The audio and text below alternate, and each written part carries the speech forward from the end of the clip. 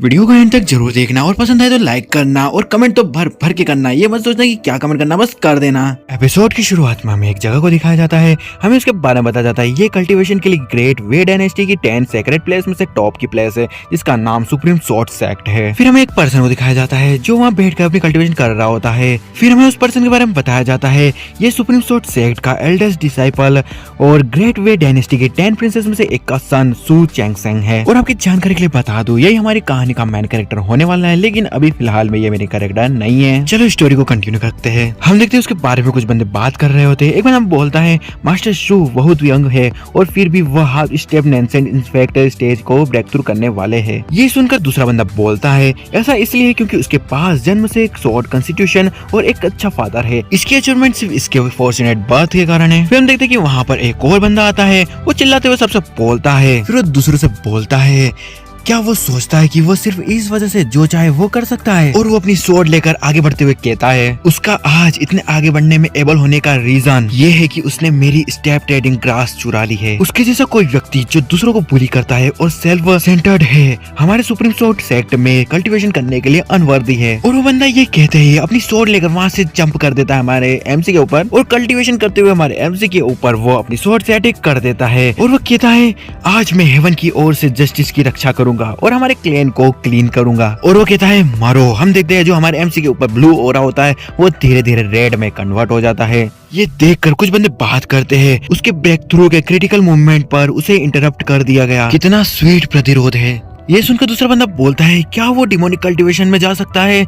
हम देखते हैं हमारे एमसी की चारों ओर से रेड कलर का ऑरा निकल रहा होता है। हमारे एमसी को इस तरह देखकर वहाँ पर बंदा चिल्लाते हुए बोलता है ओ नो वो डिमोनिक कल्टीवेशन में जा रहा है। हमें दिखाया जाता है कि वहाँ पर चारों ओर रेड कलर का ऑरा फैल चुका होता है। फिर हमें चैंगसेंग को दिखाया जाता है जिसकी हालत बहुत बुरी हो चुकी होती है। वहाँ पर कोई बोलता है जल्दी कोई आओ, सीनियर ब्रदर ट्रबल में है। तभी हम देखते ही कोई हमारे एमसी को चेक कर रहा होता है। हम देखते वो बंदा हमारे एमसी को चेक करने के बाद बोलता है सू चैंगसेंग की स्वॉर्ड कॉन्स्टिट्यूशन डिस्ट्रॉय हो चुकी है और इसकी कल्टीवेशन भी डिसअपीयर हो चुकी है। इसका मतलब ये है कि ये अब और कल्टीवेशन नहीं कर सकता, इसे प्रिंस के मेंशन में वापस ले जाओ। फिर हमें रात का सीन दिखाया जाता है और हमें सू चैंगसेंग के रूम जो कि सू कंट्री के प्रिंस के मेंशन में होता है उधर का सीन दिखाया जाता है। हम देखते हैं हमारा एमसी बिस्तर से उठता है और वो उठते से ही एक मिरर को उठाता है और उस मिरर में अपना फेस देखता है और देखते के साथ ही वो वहाँ पर बहुत ज्यादा शॉक हो जाता है और चिल्लाते हुए बोलता है ये फेमिलियर ये अनफेमिलियर फेस। और वो बोलता है कि ऐसा लगता है कि मैं सच में दूसरे की बॉडी में आ गया हूँ। और फिर वो अपना सिर पकड़ते हुए बोलता है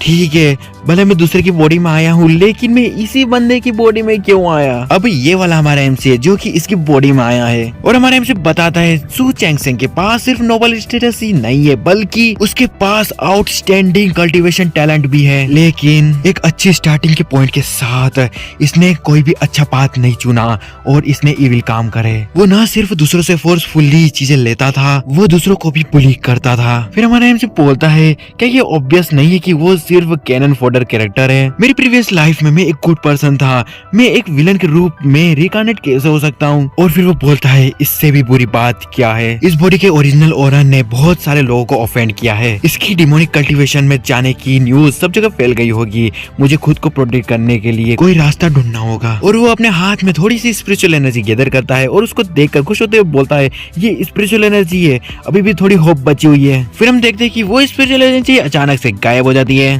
और वो बोलता है कोई होप नहीं है। इतनी जरा सी स्पिरिचुअल एनर्जी को भी यूज करने के कारण हम देखते हैं कि हमारे एमसी की हालत खराब हो चुकी होती है और वो कहता है मेरा स्वॉर्ड कॉन्स्टिट्यूशन डिस्ट्रॉय हो चुका है और मेरी कल्टीवेशन ऑलमोस्ट चली गई है। अगर एनिमीज मेरे डोर पर आकर नॉक करे तो क्या होगा, क्या मेरा खेल खत्म हो जाएगा। तभी हम देखते हैं कि उसके रूम का दरवाजा कोई लात मार के खोल देता है। ये देखकर हमारे एमसी बोलता है क्या ऐसा हो सकता है कि एनिमीज सच में भी मेरे डोर पर नॉक करने आ गए। हम देखते हैं वहाँ पर एक सुंदर सी लड़की हमारे एमसी के रूम में आ रही होती है, लेकिन उसको देखकर लगता है कि वो बहुत गुस्से में है। ये देखकर हमारा एमसी घबराते हुए सोचता है, इस सिचुएशन को देखकर ऐसा लगता है कि जो ये पर्सन आया है वो फ्रेंडली नहीं है। तभी हम देखते हैं कि हमारे एमसी को एकदम से कुछ याद आता है और उसको याद आता है कि ये लड़की और उसको जो याद आता है उससे इसकी फटके 4 नहीं 64 हो जाती है। और वो सोचता है ये तो मैं इसकी बॉडी पर प्लॉट लाइन को देख सकता हूँ। हमें बताया जाता है ये गर्ल जब से छोटी थी तब से उसके झाओ क्लैन में एक चमकदार एक्सिस्टेंस थी। हमें उस लड़की के बचपन का सीन दिखाया जाता है।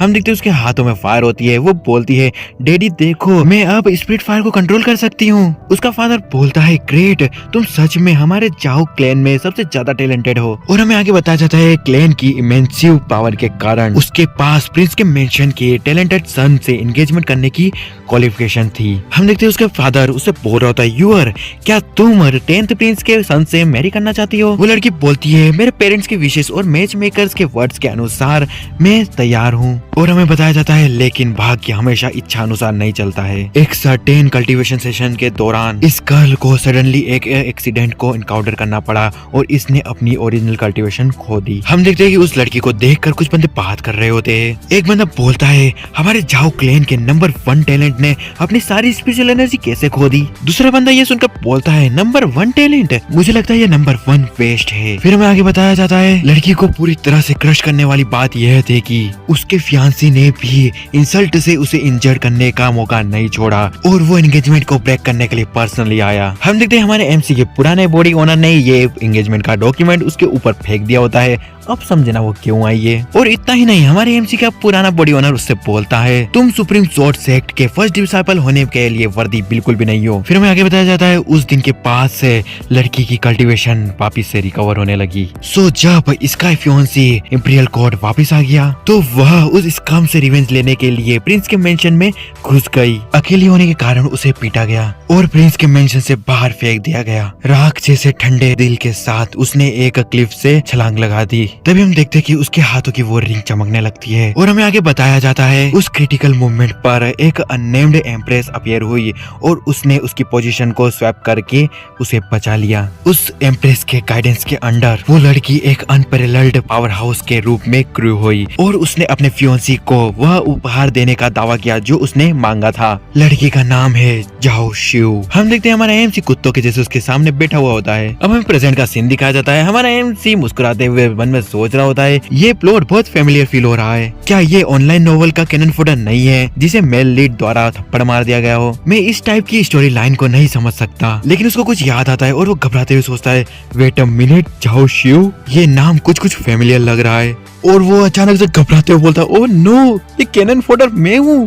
मुझे अब याद आया कि इस बॉडी का प्रीवियस ओनर ने सच में एंगेजमेंट ब्रेक कर दी क्योंकि झाओ शिव ने उसकी कल्टीवेशन को खो दिया था। अब मैं इंपीरियल कोर्ट में वापस आ चुका हूँ तो ये मुझसे रिवेंज लेने आई है। तभी हम देखते हैं कि झाओ हमारे एमसी के गले पे शॉट रखते हुए बोलती है सू चेंग सेंग। हम देखते हैं हमारे एमसी अपनी उंगली की ओर देखते हुए सोचता है जैसा कि अब मैं हूँ, मेरे पास अपनी स्पिरिचुअल एनर्जी का एक ट्रेस भी नहीं है, लेकिन मैं अपनी प्रोटेक्शन के लिए गार्ड्स को बुलाऊं तो मुझे डर है कि चीजें वैसी ही सामने आ जाएगी जैसा कि पहले मैंने देखा था। अगले दिन में हम देखते हैं कि वो लड़की हमारे एमसी के गले पर अपनी शॉट को रख देती है। फिर झाओ मुस्कुराते हुए हमारे एमसी से पूछती है तुम मुझे अवॉइड क्यों नहीं कर रहे हो? फिर झाओ बोलती है क्या तुम सच में ये सोचते हो कि जैसे कि मैं अभी हूँ मैं खुद को तुम्हें बुली करने दूं? फिर हमारे एमसी मन में सोच रहा होता है please big sister, as a useless person मैं खुद को चाहूँ तो भी हाइड नहीं कर सकता। और हम देखते हैं कि झाओ की शॉट हमारे एमसी के ठीक गर्दन पे होती है और झाओ बोलती है या फिर तुम ये सोचते हो कि मुझ में तुम्हें मारने की हिम्मत नहीं है? लेकिन अगले ही सीन में हम देखते हैं कि झाओ रोने लगती है और हमारे एमसी से बोलती है इस वर्ल्ड में मुझे और कोई भी लव नहीं करता है, मैंने सब कुछ खो दिया है, मैं तुमसे क्यों डरूं? उसको इस तरह देखकर हमारा एमसी सोचता है उसको किसकी परवाह है, क्या ये सचमुच ऐसा है? तभी हमारा एमसी उससे बोलता है झाओ शिव, मैं तुम्हारी शॉट को डॉज नहीं करूंगा भले कुछ भी हो जाए, क्योंकि मैंने सू चेंग सेन ने अब तक जो कुछ भी किया है। हम देखते हैं कि हमारे एमसी ने उसकी शॉट को इतनी टाइटली पकड़ा होता है कि उसके हाथ से खून निकल जाता है और वो आगे बोलता है सब कुछ तुम्हारे लिए जिसे मैं सबसे ज्यादा लव करता हूँ। ये सुनकर झाओ एकदम हैरान हो जाती है। फिर झाओ हमारे एमसी से बोलती है तुम क्या कह रहे हो? और वो मन में सोचती है हालांकि सू चेंग सेन ने बहुत ज्यादा बुरे काम किए हैं लेकिन उसने हमेशा इसे स्वीकार किया है। भले ही दूसरे उससे नाराज हो वह कभी भी खुद को रोकता नहीं है। ऐसा नहीं लगता कि वह अपनी जान बचाने के लिए झूठ बोलेगा, इससे उसका क्या मतलब है? तभी हम देखते हैं कि हमारे एमसी के रूम के दरवाजे के सामने एक गार्ड आते हुए वहाँ पर जोर जोर से दरवाजा बजा रहा होता है। अंदर हम देखते हैं कि जाओ हमारे एमसी की और तलवार आगे करते हुए बोलती है, क्या तुम टाइम को बर्बाद कर रहे हो? और वो मन में सोचती है, भले ही मैं गार्ड से मैच नहीं कर पाऊँ, लेकिन मैं सु चेंगसेंग को अपनी मौत के साथ ले जाऊंगी। हमारे एमसी उससे बोलता है, रुको। तभी हम देखते हैं कि वो गार्ड उस रूम का दरवाजा खोल देता है और वो कुछ देखकर हैरान होते हुए बोलता है, योर हाइनेस ये क्या है? हम देखते हैं हमारे एमसी ने जाहू को अपने गले से लगा लिया होता है और फिर वो अपने गार्ड से बोलता है, ये यंग मास्टर अपनी फियोंसी के साथ एक डेट पर है, तुम जैसे सर्वेंट की मुझे डिस्टर्ब करने की हिम्मत कैसे हुई? ये सुनकर जाहू मन में सोचती है, फियांसी? तभी वो गार्ड हमारे एमसी के सामने झुकते हुए बोलता है, I am sorry your highness आपको डिस्टर्ब करने के लिए। और ये कहने के साथ ही वो गार्ड वहाँ से जाने लगता है और मन में सोचता है वो यूजलेस हो चुका है, लेकिन तो भी लड़कियों से फ्लर्ट करने से पाज नहीं आता। उस गार्ड को वहाँ से जाते देख हमारा एमसी परेशान होते हुए उन्हें सोचता है, तुम मुझे इतनी आसानी से छोड़ते हुए जा रहे हो, तुमको मुझे डोर के बाहर से सीक्रेटली प्रोटेक्ट नहीं करना चाहिए। लेकिन फॉर्चुनेटली जाओ शुगर एक्शन वैसा ही है जैसा मैंने एक्सपेक्ट किया था। फिर जाओ हमारे एमसी से बोलती है, क्या तुमने अभी भी यही कहा कि तुमने जो कुछ भी किया है वो मेरे लिए था, जिससे तुम सबसे ज्यादा प्यार करते थे? हमारे एमसी से बोलता है, ऑफ कोर्स। फिर जाओ बोलती है, तुमने सबको कहा था कि वो मुझे मेरे क्लेन वालों के सामने अबोर्डिनेट कर दे, ये मेरे खुद के अच्छे के लिए था। चेंगसेंग बोलता है, एग्जैक्टली। फिर जाओ बोलती है, उस दिन मेरे फादर तुमसे प्राइवेटली डिस्कस करना चाहते थे, लेकिन तुमने इस बारे में केयर नहीं करी और कहा कि मैं ग्रीडी हूँ, वो भी क्या मेरे खुद के अच्छे के लिए था? हमारे एमसी बोलता है, हाँ बिल्कुल। फिर जाओ हमारे एमसी बोलती है, जब मैं 5 में नहा रही थी तो तुमने मुझे कहा था कि तुम मेरी मसाज करके और मेरे क्लोथ को चेंज करने में मेरी हेल्प करना चाहते हो, क्या वो भी मेरे खुद के अच्छे के लिए था? ये सुनकर हमारे एमसी घबराते हुए उससे बोलता है, क्या ऐसा भी कुछ था? तभी हम देखते हैं जाओ हमारे एमसी गले पर तलवार रखते हुए उससे चिल्लाते हुए बोलती है, तुम झूठे, तुमने अभी कहा कि तुम अपनी फियांसी के साथ डेट पर हो, मैं अब तुम्हारी फियांसी नहीं हूँ। अगर तुम मुझे इतना ही लव करते हो तो तुम इतने हार्टलेस कैसे हो सकते हो? फिर हमारे एमसी उससे बोलता है, उस रात जिस दिन मैंने एंगेजमेंट को तोड़ा था तब तुम्हारी कल्टीवेशन मोर्टल रियल्म से क्यूरिफाइंग स्टेज के 3 पर पहुंच गई थी, सही कहा ना मैंने? तभी हम देखते हैं जाओ को जो ये सुनकर हमारे एमसी से बोलती है, तुम ये कैसे जानते हो? ये सुनकर हमारे एमसी उससे चिल्लाते हुए बोलता है, ऑफ कोर्स मैं ये जानता हूँ, क्योंकि यही रीजन था जिसके कारण मैंने एंगेजमेंट को तोड़ा था। जरा ध्यान से सोचो, तब से क्या हर रात कोई तुम्हारे सपने में तुम्हारा नाम नहीं ले रहा था क्या? ये सुनकर जाओ हमारे एमसी से बोलती है, क्या तुम मुझे स्पाई कर रहे थे? नहीं रुको 1 मिनट, क्या तुम वो कारण थे उन ड्रीम्स का? फिर हमारे एमसी मन में सोचता है, मैं नेचुरली उसे अपनी गोल्डन हैंड टेक्निक नहीं समझा सकता, अब प्रोफाउंड की तरह प्रेटेंड करने का टाइम आ गया है। और फिर वो रिंग की तरफ देखते हुए मन में सोचता है, अगर कुछ भी अनएक्सपेक्ट नहीं हुआ होता तो रिंग में मौजूद एम्प्रेस ने मुझे पहले ही नोटिस कर लिया होता। फिर हमारा एमसी उसके गले पर लगी हुई शॉर्ट को हटाते हुए उसे बोलता है, एक कहावत है कि चरम सीमा तक जाना काफी दूर तक जाने के इक्वल है, क्या तुम समझ रही हो? फिर देखते हैं कि ये सुनते ही जाओ की शॉर्ट उसके हाथ से नीचे की तरफ गिर जाती है, यानी उसने अपनी शॉर्ट छोड़ दी होती है। और वो हमारे एमसी से बोलती है, मैं नहीं समझी कि मैं कैसे समझ सकती हूँ, और मुझे मालूम है कि आप भी नहीं समझोगे किसने क्या समझाया। और वो रोते हुए हमारे एमसी से बोलती है, जब से मैं यूजलेस हो गई थी कोई भी मुझे 3 सालों तक लव नहीं करता था, तुमने भी एंगेजमेंट को ब्रेक कर दिया, मैं अब और इस बेकार सी दुनिया में नहीं रहना चाहती। ये सुनने के साथ ही हमारा एमसी उसको गले से लगा लेता है और उससे बोलता है, तुम्हें उदास होने की जरूरत नहीं है, तुम्हारे पास अभी भी मैं हूँ, मेरी प्यारी यूर, वो सब पास्ट में था, अब हम फ्यूचर में साथ में रहेंगे। और फिर वो मन में सोचता है, एक सिकली ऑफर बनने से बचने के लिए मैं केवल इतना ही कह सकता हूँ। फिर जाओ रोते हुए हमारे एमसी को गले लगाते हुए उससे बोलती है, क्या ये सच में ट्रू है? क्या तुमने मुझे धोखा नहीं दिया? हमारे एमसी उससे बोलता है, ऑफ कोर्स नॉट, मैं तुम्हें धोखा कैसे दे सकता हूँ? फिर हमारा एमसी जाओ का हाथ पकड़ते हुए उसे बोलता है, वापस जाओ और सभी को बिजी रखो, वो तुम्हें बाहर देखने के लिए जरूर आएगी। आखिरकार उसके पास अब छिपने का कोई रीजन नहीं है। जाओ ये सुनकर हैरान हो रही होती है। फिर हमारा एमसी उससे बोलता है, जब तुम वापस चली जाओगी तो तुम सब समझ जाओगी। फिर हमें जाओ के हाथ की उसी रिंग को दिखाया जाता है। फिर वो जाते हुए हमारे एमसी से बोलती है, ठीक है मैं तुम पे बिलीव करती हूँ, और फिर वो अपनी स्वॉर्ड को भी उठा लेती है। फिर देखते हैं कि जाओ अपनी स्वॉर्ड को हमारे एमसी के गले पर वापस से रखते हुए उससे बोलती है,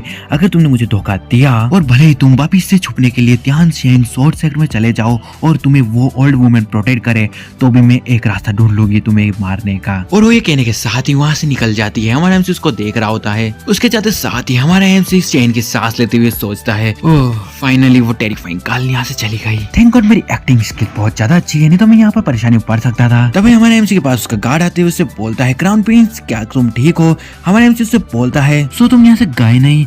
मैंने तुमसे जिस तरह से पहले बात करी उसके लिए मैं तुमसे माफी चाहता हूँ। उम्मीद है कि तुम इसका बुरा नहीं मानोगे। हमारे एमसी के मुंह से माफी वाले वर्ड को सुनकर वो गार्ड बिल्कुल हैरान हो जाता है और मन में सोचता है डैम इट, क्राउन प्रिंस क्या पागल हो गया है, ये एक्चुअली एक सर्वेंट से माफी मांग रहा है। उसका ये एक्सप्रेशन देखकर हमारे एमसी से बोलता है क्या हुआ। वो गार्ड घबराते हुए बोलता है कुछ नहीं, मैं पहले यहाँ से जाता हूँ। और वो मन में सोचता है आखिर क्राउन प्रिंस के साथ आज क्या गलत है, वो इतने डिफरेंट पर्सन की तरह क्यों एक्ट कर रहे हैं। फिर हमें झाओ रेसिडेंस की ओर का सीन दिखाया जाता है। हम देखिए झाओ वहाँ पर पहुंच चुकी होती है, लोग उसके बारे में बात कर रहे होते हैं। वो ज्यादा इंपॉर्टेंट नहीं है, इसलिए आप चाहो तो पढ़ लो, मैं उसको नहीं पढ़ने वाला। फिर झाओ वहाँ से जाते हुए मन में सोचती है 3 साल इनफ है। सू चेंग सेंग बेहतर होगा कि तुमने मुझे धोखा न दिया हो। फिर झाओ के पास एक सर्वेंट आते हुए उससे बोलती है मिस नहाने का पानी रेडी है। ये सुनकर झाओ उससे बोलती है तुम सभी यहाँ से अभी चले जाओ। हम देखते हैं फिर झाओ वहाँ पर अंदर बैठे हुए अपनी कल्टीवेशन कर रही होती है और वो मन में सोचती है जब क्यूआई रिफाइनिंग स्टेज के 3 पर कल्टीवेशन करने की बात आती है तो ये अभी भी सेम है।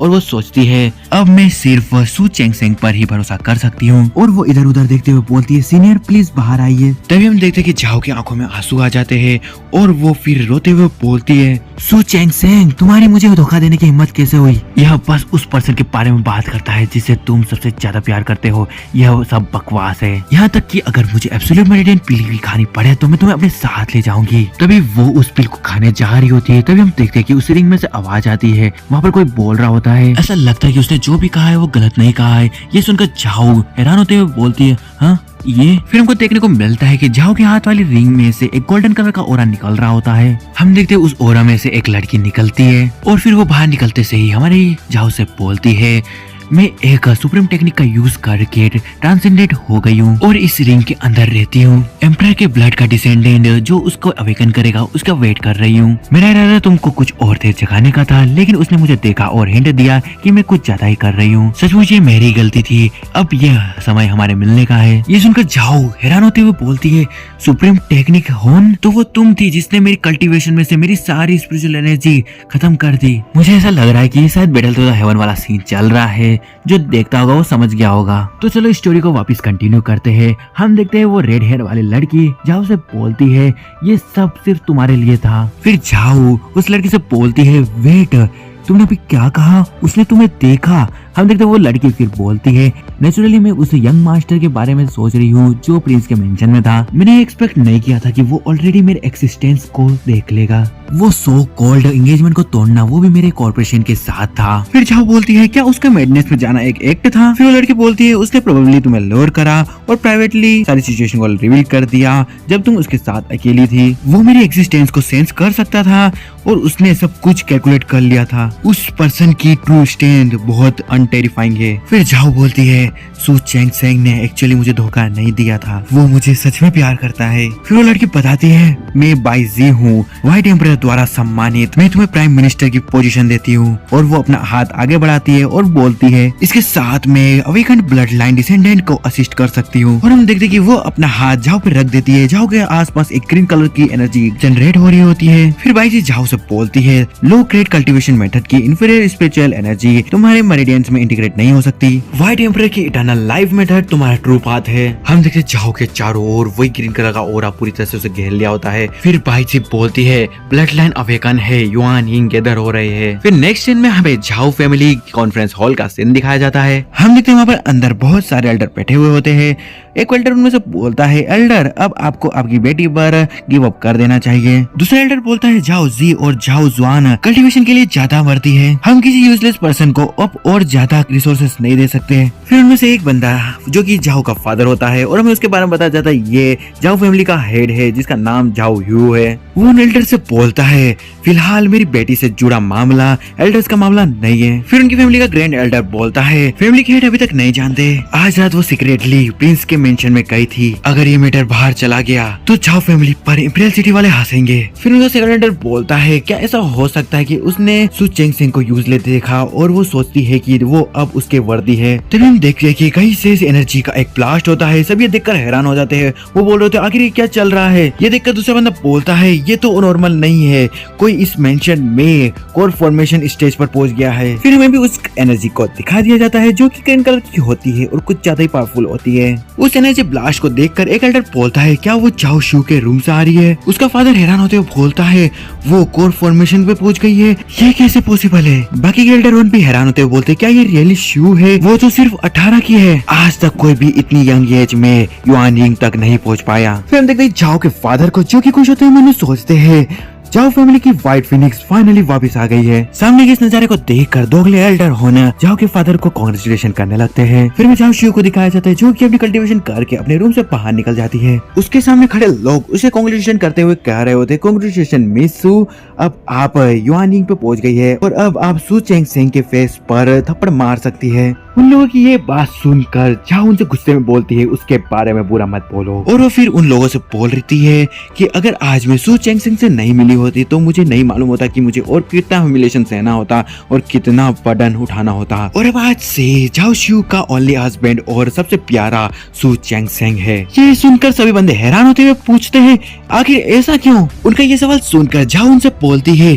क्योंकि वो मुझे प्यार करता है और मैं भी उसे बहुत प्यार करती हूँ। फिर हमें सू मेंशन की और का सीन दिखाया जाता है। हम देखते हैं वहाँ पर हमारा एमसी अपनी चाय की चुस्कियां ले रहा होता है और उसके पास बहुत सारे लोग आ रहे होते हैं। उनको अपने सामने खड़े हुए देखकर हमारा एमसी सोचता है मैं बस खाना खाना चाहता हूँ, आखिर ये लोग यहाँ पर क्या कर रहे हैं। फिर हम देखते हैं सू चेंग सेंग के फादर जो कि सू कंट्री के प्रिंस भी होते हैं, वो एक बंदे से कह रहे होते हैं हम चेंग सेंग को कंफर्ट कैसे कर सकते हैं। वो बंदा बोलता है क्या हमें उससे डायरेक्टली कह देना चाहिए। उस बंदे के मुंह से ये बात सुनकर चेंग सेंग का फादर बोलता है ऑब्वियसली नॉट, चेंग सेंग गुस्से में टेबल को ही पलटा देगा। दूसरा बंदा बोलता है उसकी कल्टीवेशन क्रिपल हो चुकी है, क्या वो किसी को मार सकता है। तीसरा बंदा बोलता है उसके स्वभाव को देखते हुए वो काउंटी प्रिंस के इस पूरे मेंशन को जला देगा। वहाँ खड़ी एक मेड बोलती है मुझे भी ऐसा लगता है। फिर हमें हमारे एमसी को दिखाया जाता है जो कि चाय से चाय पीते हुए बोलता है मैं अब और खाना नहीं खा सकता। फिर हमारे एमसी उठते हुए उनसे बोलता है थैंक यू, मेरा खाना हो चुका है, अब मेरे पास करने को कुछ भी नहीं है तो मैं अपने रेस्ट रूम में जा रहा हूँ और थोड़ा रेस्ट करूंगा। ये सुनकर सभी लोग शॉक हो जाते हैं। हमारे एमसी के मुंह से थैंक यू वाली बात सुनकर वहाँ पर पूरा सन्नाटा छा जाता है। फिर हमें उन सभी लोगों को दिखाया जाता है जो कि अलग ही सदमे में होते हैं। वो बोल रहे होते हैं वो चेंग सेंग ने अभी जस्ट थैंक यू कहा,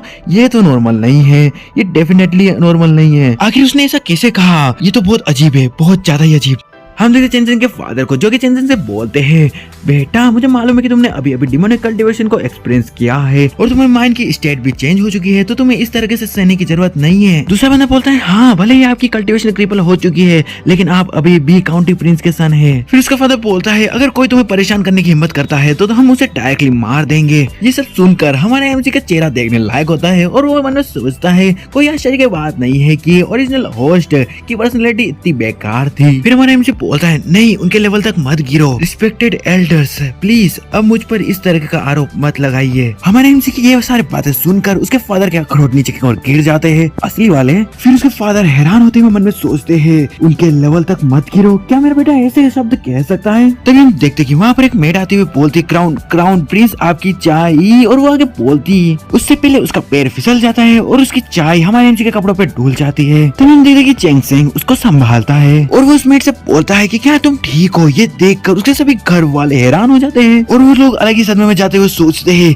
क्या मेरी आंखों ने धोखा खाया, चेंग सेंग ने किसी की हेल्प करी। दूसरा बंदा बोलता है उसे इसे अवॉइड करना चाहिए था और उस गर्ल को ह्यूमिलेट करना चाहिए था। तीसरा बंदा बोलता है क्या वो सर्वेंट्स को लोनली क्रीचर्स की तरह नहीं मानता था। फिर हम देखते कि वो सर्वेंट हमारे एमसी से माफी मांगती है। हमारे एमसी बोलता है इट्स फाइन, मेरे सिर्फ क्लोथ ही गंदे हुए, मैं इसे जाकर चेंज कर लूंगा, ज्यादा से ज्यादा बस तुम ठीक हो ना। हमारे एमसी के मुंह से ये सभी बातें सुनकर वो सर्वेंट सोचती है मेरे क्राउन प्रिंस के बारे में बहुत बुरा सुना है लेकिन मैं कभी भी उनसे पर्सनली नहीं मिली हूँ। मैंने कभी एक्सपेक्ट नहीं किया था कि क्राउन प्रिंस दूसरों के प्रति बहुत जेंटल और हम्बल होंगे और वो बहुत हैंडसम भी है। तभी हमारे एमसी उसको अपने सपनों से उठाता है। तभी वो सोचती है कि ये क्या कर रही है और वहाँ से भागने लगती है और वो चाहते हुए बोल रही होती है आई एम सॉरी मैं आपको बाद में क्लीन कर दूंगी। तभी हम देखते चेंग सेंग के पास में उसके फादर आते हुए बोलते हैं बेटा तुम आज ऐसा क्यों कर रहे हो। ये सुनकर हमारे एमसी बोलता है क्या ये नॉर्मल नहीं है, आप सभी एल्डर्स इतने सरप्राइज क्यों है? मैं पहले जाऊंगा और अपने सबसे पहले अपने क्लोथ्स को चेंज करूंगा। उसको जाते हुए देखकर उसका फादर सोच रहा होता है ये बिहेवियर दूसरे के लिए नॉर्मल होगा लेकिन तुम्हारे लिए अब नॉर्मल है। फिर भी रात का सीन दिखाया जाता है। हम देखते हैं हमारे एमसी वहाँ पर किताबें पढ़ रहा होता है, तभी उसको कोई बोलता है सीनियर ये मैं हूँ। हमारे एमसी बोलता है अंदर आ जाओ। हम देखते हैं ये झाऊ होती है जो कि अंदर आते हुए हमारे एमसी से बोलती है सीनियर मैं भाग्यशाली हूँ कि मैंने आपके ट्रस्ट को नहीं तोड़ा। उसको देखकर हमारे एमसी से बोलता है तुम्हारा अपीयरेंस और स्वभाव पहले से कम्प्लीटली अलग है। व्हाइट एम्पायर की मेथड सच में एक्स्ट्रा ऑर्डिनरी है। और वो मन में सोचता है अब मुझे सीनियर कह रही है, मुझे ऐसा लगता है कि उसने और उस लड़की ने सब कुछ मेरे अनुसार ही किया। हमारे एमसी के मुझ से ये बातें सुनकर झाऊ मन में सोचती है ये सच में व्हाइट एम्पायर के एक्सिस्टेंस के बारे में जानता है। सु चेन सिंह के पास में इतनी स्ट्रेंथ है फिर भी उसने मेरे लिए पर्सनली चाय बनाई। ऐसा लगता है कि वो सच में मेरी तरफ है। फिर उसको देखकर हमारे एमसी सोचता है ये कल कौन से रियल में पहुंच गई है। अगर मैं उससे डायरेक्टली ये बात पूछूं तो ये डेफिनेटली सस्पिशियस होगा। फिर वो झाऊ से बोलता है क्या तुम अब उस रियल में पहुंच गई हो जिसका मैंने तुमसे एक्सपेक्ट किया था। और वो मन में सोचता है मैं स्वॉर्ड बॉडी के साथ पैदा हुआ था और कल्टीवेट कर सकता था अच्छी तरह से। मैंने वे डायनेस्टी के सारे रिकॉर्ड को तोड़ दिया था।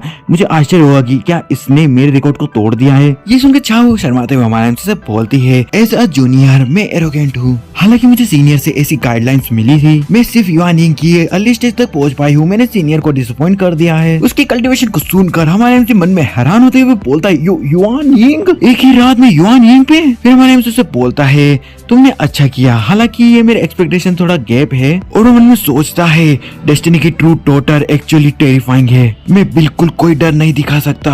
और फिर झाऊ वहाँ पर बैठते हुए हमारे एमसी से बोलती है मैं इस बारे में भी जानती हूँ कि मैंने आपको डिसअपॉइंट किया है, इसलिए मुझे बेहतर गाइड देने के लिए और आपको चेन सिंह को दूसरी वुमेन के साथ बातचीत करने से रोकने के लिए। और वो हमारे एमसी के कालों पर हाथ रखते हुए बोलती है चेन सिंह चलो वापिस से शादी कर लेते हैं। और वो मन में सोचती है ये पोटेंशियल स्टॉक मैं ऑब्वियसली इसे गिव अप नहीं कर सकती। उसकी ये बातें सुनकर हमारे एमसी उससे बोलता है रीमेरी वेल। और वो मन में सोचता है ये एक ही स्टेप में अचीव करना बहुत बड़ी बात है, मुझे इसको होल्ड करना होगा। तभी वो सोचता है हाँ ये क्या चल रहा है। और वो सोचता है ये चीट कोड एक्टिव हो चुका है, क्या ये फ्यूचर है एग्री करने के बाद का। फिर उसे फ्यूचर के सीन दिखाई दे रहे होते हैं। अगर वो एग्री कर लेता है तो उसके साथ कुछ ऐसा होगा। हम देखते हैं झाऊ वो उसको बोलती है हस्बैंड तुम बहुत अमेजिंग हो। चैंग सिंह उससे बोलता है वाइफ चलो थोड़ा ब्रेक ले लेते हैं। झाऊ उससे बोलती है नहीं कंटिन्यू रखते हैं, अदरवाइज तुमको दूसरी वुमेन को फाइंड करना पड़ सकता है। चैंग सिंह उससे बोलता है मेरे मन में कभी भी ऐसे थॉट्स नहीं आएंगे। ये सुनकर झाऊ उससे बोलती है मैं मेक श्योर करना चाहती हूँ कि अगर तुम्हारे पास इस बारे में थॉट्स होंगे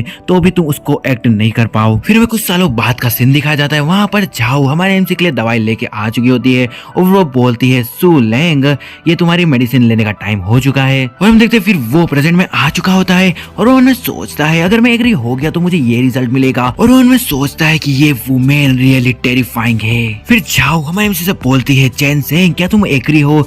हमारे एमसी बोलता है रीमेरी ये मे भी अच्छा होगा लेकिन केयरफुल कंसिडरेशन के बाद मुझे ऐसा लगता है कि ये ऐसा नहीं है। फिर उसे वापिस से फ्यूचर दिख रहा होता है और वो सोचता है कि ये वापिस से आ गया, ये फ्यूचर ऐसा होगा अगर मैं रिफ्यूज कर दूं। फिर चैन सिंह अपना फ्यूचर देखता है, उसमें उसे दिखाया जाता है कि वो प्रिजन में बंद होता है, उसके दोनों हाथ रस्सियों से बंधे हुए होते हैं। हम देखते हैं उसके सामने झाऊ खड़ी होती है जिसके हाथ में हंटर होता है और वो हमारे एमसी से बोलती है आज का सेरेमोन खत्म हो गया, अब नाइट हमें बिलोंग करती है। और वो हमारे एमसी को हंटर मारते हुए उससे बोलती है चैन सिंह जब से तुम मेरे पब्लिक हस्बैंड बनने के लिए श्योर नहीं हो फिर जीवन भर मेरे साथ अंडरग्राउंड रहो। फिर हमें वापस से कुछ सालों बाद का सीन दिखाया जाता है। हम देखते हैं हमारे एमसी की हालत बहुत ज्यादा ही खराब होती है और झाऊ उसके लिए मेडिसिन लाते हुए उससे बोलती है सो लेंग अब ये टाइम है तुम्हारी मेडिसिन लेने का। फिर हमारे एमसी प्रेजेंट में आ जाता है। ये देखकर उसकी हालत खराब हो जाती है और वो सोचता है कि रिफ्यूज करने का रिजल्ट तो और भी ज्यादा बेकार है। फिर हम देखते झाऊ को जो प्यार से हमारे एमसी से पूछती है चैन सिंह तुमने अभी कहा कि तुमने इसके बारे में कुछ विचार किया है तो तुम इस बारे में क्या सोचते हो। ये सुनकर हमारे एमसी उससे बोलते हैं वेल। और वो मन में सोचता है दोनों एडवांसिंग और रिटीटिंग डेड एंड है, अब मुझे क्या करना चाहिए। फिर हम देखते झाऊ को जो कि सीरियस होते हुए हमारे एमसी से बोलती है चैन सिंह मैं तुम्हारे आंसर के लिए वेट कर रही हूँ। झाऊ की ये बात सुनकर हमारे एमसी उससे बोलता है क्या तुम मेरा आंसर जानना चाहती हो। झाऊ उससे बोलती है फिर वो थोड़ी सीनियर जैसे हरकतें करते हुए उससे बोलता है झाओ शिव, मैं तुमसे सच में डिसअपॉइंट हूँ। ये सुनकर झाओ हैरान हो जाती है और फिर हमारे एमसी मन में सोचता है क्योंकि ये कोई आइडियल नहीं है कि मैं आगे बढ़ूँ या फिर पीछे हटूंगा, तो मैं बस धोखा दूंगा। और आपकी जानकारी के लिए बता दूं, हमारे एमसी का धोखे से मतलब उसकी आइडेंटिटी के छुपाने से है। फिर हम देखते हैं कि झाओ हमारे एमसी की तरफ पलटते हुए उससे बोलती है, चैन सिंह आखिर तुम ये क्यों कर रहे हो? फिर चैन सिंह उसकी ये बात सुनकर उससे बोलता है, मैं तुम्हारे साथ मिलकर रहने की हिंट देता रहा हूँ, बट अनफॉर्चुनेटली तुम अभी भी नहीं समझ रही हो। ये सुनकर झाओ हमारे एमसी की कॉलर पकड़ते हुए उससे चिल्लाते हुए कहती है, चैन सिंह मैं नहीं समझ पा रही कि तुमने जो कहा उसका क्या मतलब है, क्या तुम अब मुझसे प्यार नहीं करते? फिर हमारे एमसी उससे बोलता है, अगर तुम थ्रोन पे नहीं चढ़ सकती तो मैं तुमसे प्यार कैसे कर सकता हूँ? और मन में सोचता है सबसे पहले उससे झूठे वादे करो। और वो झाओ से बोलता है, तुम्हें पता है मैं बूढ़ा नहीं होऊंगा और मरूंगा भी नहीं, लेकिन तुम डिफरेंट हो, तुम्हें पता होना चाहिए कि तुम इमोर्टल होके भी डिस्ट्रक्शन के भाग्य से बच नहीं सकते। और वो मन में सोचता है अपना ट्रेम्पेड वापिस से बचाओ ताकि वो तुम्हारी ऊंचाइयों तक नहीं पहुंच सके। हमारे एमसी की बातें सुनकर झाओ बोलती है, इमोर्टलिटी? फिर से बाईजी बोलती है, ये सही कह रहा है, इमोर्टलिटी टाइम के परे है। फिर उससे बोलती है, जियो जब तुम अवेकन हुई थी तो तुम्हें क्या ऐसा फील हुआ कि कोई बाधा तुम्हें रोक रही है? अगर वो सच में इमोर्टल है तो वो शायद वह बाधा को पार करने में तुम्हारी हेल्प कर सकता है। ये सुनकर जियो सोचती है, अच्छा। फिर झाओ हमारे एमसी से बोलती है, चैन सिंह मुझे व्हाइट एम्बरर की इनहेरिटेंस मिली है, मुझे लगता है कि मैं इसे पूरी तरह से इंटीग्रेट नहीं कर सकती, तुम जानते हो क्यों? ये सुनकर हमारे एमसी परेशान होते हुए मन में सोचता है, इतना प्रोफाउंड क्वेश्चन जिसे तुम्हारे अंदर का इमोर्टल भी नहीं जानता तो मैं कैसे जान सकता हूँ? वेल अब यहाँ पर कोई चॉइस नहीं है तो मैं इस धोखे में ही रखूंगा। फिर हम देखते हैं हमारा एमसी दूसरी ओर पलट जाता है और वो झाओ से बोलता है, कल्टीवेशन एक विशाल और प्रोफाउंड जर्नी है, इनहेरिटेंस को रिसीव करना 1000 माइल जर्नी का बस एक स्मॉल पार्ट है। ये सुनकर झाओ हैरान होते हुए हमारे एमसी से बोलती है, सिर्फ पहला स्मॉल स्टेप? चैन सिंह बोलता है, हाँ एक ग्रेट एम्परर बनना भी एंड नहीं है। फिर हम देखते झाओ को जो कि थोड़ा निराश होते हुए हमारे से बोलती है, इमोर्टलिटी का पाथ बहुत डिफिकल्ट है, क्या होगा अगर मैं एक ग्रेट एम्परर बनने में फेल हो जाऊं? अगर मैं लंबे सड़क में आधे रास्ते में ही नष्ट हो जाऊं तो तुम क्या करोगे? ये सुनकर हमारे से उसे चिल्लाते हुए बोलता है, ऐसी बकवास बातें मत करो, मेरे प्रोटेक्शन के साथ ऐसा कभी नहीं होगा। और वो मन में सोचता है, मेरे अब भी बहुत सारे एनिमीज है और मैं अब भी उनके अटैक से बचने के लिए तुम्हारी हेल्प का इंतजार कर रहा हूँ। हमारे एमसी द्वारा उसको प्रोटेक्ट करने की बात सुनकर झाओ उससे बोलती है, रियली? फिर हमारे एमसी उससे बोलता है, अगर तुम नष्ट हो गई तो मैं और ज्यादा नहीं जी पाऊंगा। और वो मन में सोचता है, ये स्टेटमेंट ऑब्वियसली ट्रू है। हमारे एमसी के मुंह से ये बात सुनकर जहाँ उस मन में सोचती है, उसका इससे क्या मतलब था, क्या वो इमोर्टल नहीं है? और वो फिर हमारे एमसी की ओर गौर से देखते हुए सोचती है, इसका मतलब है कि वह प्यार के लिए सेक्रीफाइस कर देगा। मैं अब समझ गई। और इसी के साथ हम देखते हैं कि झाओ के आसपास बहुत ज्यादा एनर्जी जनरेट होने लग जाती है और देखते ही देखते वो ब्रेक थ्रू कर जाती है। ये देखकर हमारे एमसी के फैमिली वाले बात कर रहे होते हैं, वो बातें ज्यादा इंपॉर्टेंट नहीं है तो आप चाहे तो उसको पढ़ सकते हो। फिर हमारा सीन शिफ्ट होता है, हमें झाओ रेसिडेंस को दिखाया जाता है, वहाँ पर वही एल्डरॉन को दिखाया जाता है। उनमें से एक एल्डर बोलता है, ये तो मिस का हो रहा है, वो सिर्फ एक रात के लिए दूर गई और उसने मिड नेंसेंट सोल स्टेज पर ब्रेक थ्रू कर लिया, तो सू चेंग सिंह के पास ऐसी कौन सी मेथड है? एक दूसरा एल्डर बोलता है, क्या ये डुअल कल्टीवेशन का इफेक्ट है? और भाई जिसको डुअल कल्टीवेशन का मीनिंग नहीं मालूम है तुम जाके पोगो देखो। फिर हमारा सीन वापिस से हमारे एमसी और झाओ की ओर शिफ्ट हो जाता है। हमारे एमसी उसको अपने सामने ब्रेक थ्रू करते देख मन में सोचता है, चूजन वन ट्रूली डिफरेंट है, मेरा होस्ट 20 इयर्स तक कल्टीवेशन करता रहा और उसने नेंसेंट सोल स्टेज के दहलीज को भी टच नहीं कर पाया, लेकिन ये पल भर में नेंसेंट सोल स्टेज के मिड में पहुंच चुकी है। फिर झाओ हमारे एमसी के गले लगते हुए उससे बोलती है, चेन सिंह मैं तुम्हारे गाइडेंस को समझती हूँ, थैंक यू। उसकी ये बातें सुनकर हमारे एमसी मन में सोचता है, तुम ऐसे ही समझ गई, मुझे ये समझ में नहीं आ रहा कि मैं तुम्हें क्या गाइड कर रहा हूँ। और झाओ हमारे एमसी से प्यार से बोलती है, चेन सिंह मैं तुम्हारे लिए ग्रेट एम्परर बनूंगी, इन द एंड मैं तुम्हारे साथ इमोर्टलिटी के पिनेकल तक पहुंच जाऊंगी। फिर हमारे एमसी सोचता है, वो भयानक फ्यूचर नहीं आया, इसका मतलब मैंने टेस्ट को पास कर लिया। और इसी के साथ हम देखते हैं कि झाओ वहाँ से उड़ते हुए निकल जाती है। फिर हम देखते हैं झाओ को जो वहाँ से जा रही होती है और उसके पास में बाईजी भी आ जाती है। वो उससे बोलती है, शिव तुमने अभी क्या रियलाइज करा? फिर झाओ उससे बोलती है, लो चेन सिंह जो इमोर्टल है, जो कभी बूढ़ा भी नहीं होगा और मरेगा भी नहीं, वो मेरे लिए खुद को सेक्रीफाइस करने के लिए भी तैयार है। उसने मुझे समझाया कि लव इनहेरिटेंस से ज्यादा इम्पोर्टेंट है एंड देन मैंने ब्रेक थ्रू कर लिया। और वो चाहते हुए सोचती है, चेन सिंह मैं तुम्हें कभी निराश नहीं करूंगी। फिर हमारा सीन हमारे एमसी की ओर शिफ्ट हो जाता है। वो वहाँ बैठे बैठे सोच रहा होता है, झाओ शिव ने फाइनली ट्रायल को पास कर लिया। शॉर्ट टर्म में उसके लाइफ में कोई भी डेंजर नहीं होना चाहिए, लेकिन ये सिर्फ एक टेम्पररी सॉल्यूशन है। मुझे अपनी कॉम्बैट पावर को रिस्टोर करने के लिए कोई ना कोई रास्ता तो ढूंढना होगा। तभी उसकी नजर उसके हाथों की ओर जाती है और वो उसको देखकर सोचता है, हाँ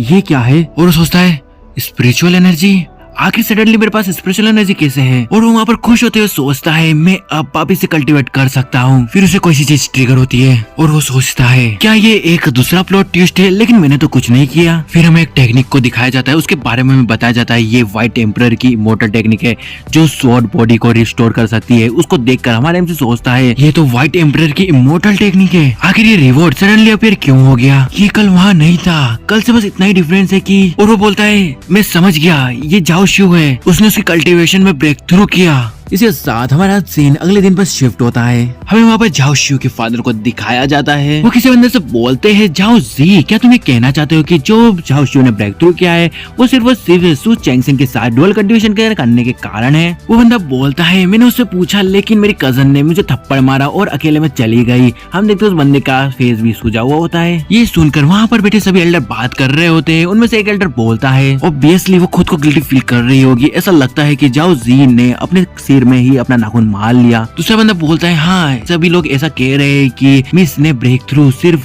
सू चैंगसेंग के साथ डुअल कल्टीवेशन करने के कारण किया है, ये मिस की रेपुटेशन के लिए अच्छा नहीं है। दूसरा बंदा बोलता है कोई आश्चर्य की बात नहीं है कि मिस ने पहले ऐसे वर्ड्स को बोला था, मुझे डर है कि उसका प्रमोशन सू चैंग से इंस्पायरेबल है। तो क्या हम मिस और उस यूजलेस पर्सन को एक साथ एक बंधन में बांध दे? फिर हम देखते झाओ के फादर को जो उन सभी से बोलते हैं नहीं मुझे सस्पेक्ट है कि सू चैंगसेंग कभी यूजलेस था ही नहीं, वो सिर्फ सिचुएशन को मैनिपुलेट कर रहा था। ये बातें सुनकर एक एल्डर बोलता है उसकी पर्सनैलिटी के साथ क्या वो जानता है कि उसकी एबिलिटी को कैसे हाइड करे? वहाँ डेफिनेटली कुछ गड़बड़ चल रही है, अगर वहाँ पर कुछ सस्पिशियस हुआ तो हम अकॉर्डिंगली एक्ट करेंगे। फिर झाओ के फादर बोलते हैं हमारे पास कोई चॉइस नहीं है, हम इसे अब और डिले नहीं कर सकते, तुम्हें तुरंत यहाँ से जाना चाहिए। फिर वो एल्डर एक बंदे की ओर इशारा करते हुए बोलते हैं झाओ जी के बारे में क्या कैसा होगा कि वो सू चैंगसेंग के साथ जाकर कंसल्ट करे और हमारे झाओ क्लैन को रिप्रेजेंट करे। हम देखते हैं झाओ जी को जो उस एल्डर की बात सुनकर मन में सोचता है ऑल राइट अगर सू चैंगसेंग यूजलेस है तो मैं उसे हमारे झाओ क्लैन के पावर के अधीन कर लूंगा। फिर हमारा सीन शिफ्ट होता है, हमें सू फैमिली के पैट्रियार्च को दिखाया जाता है जो कि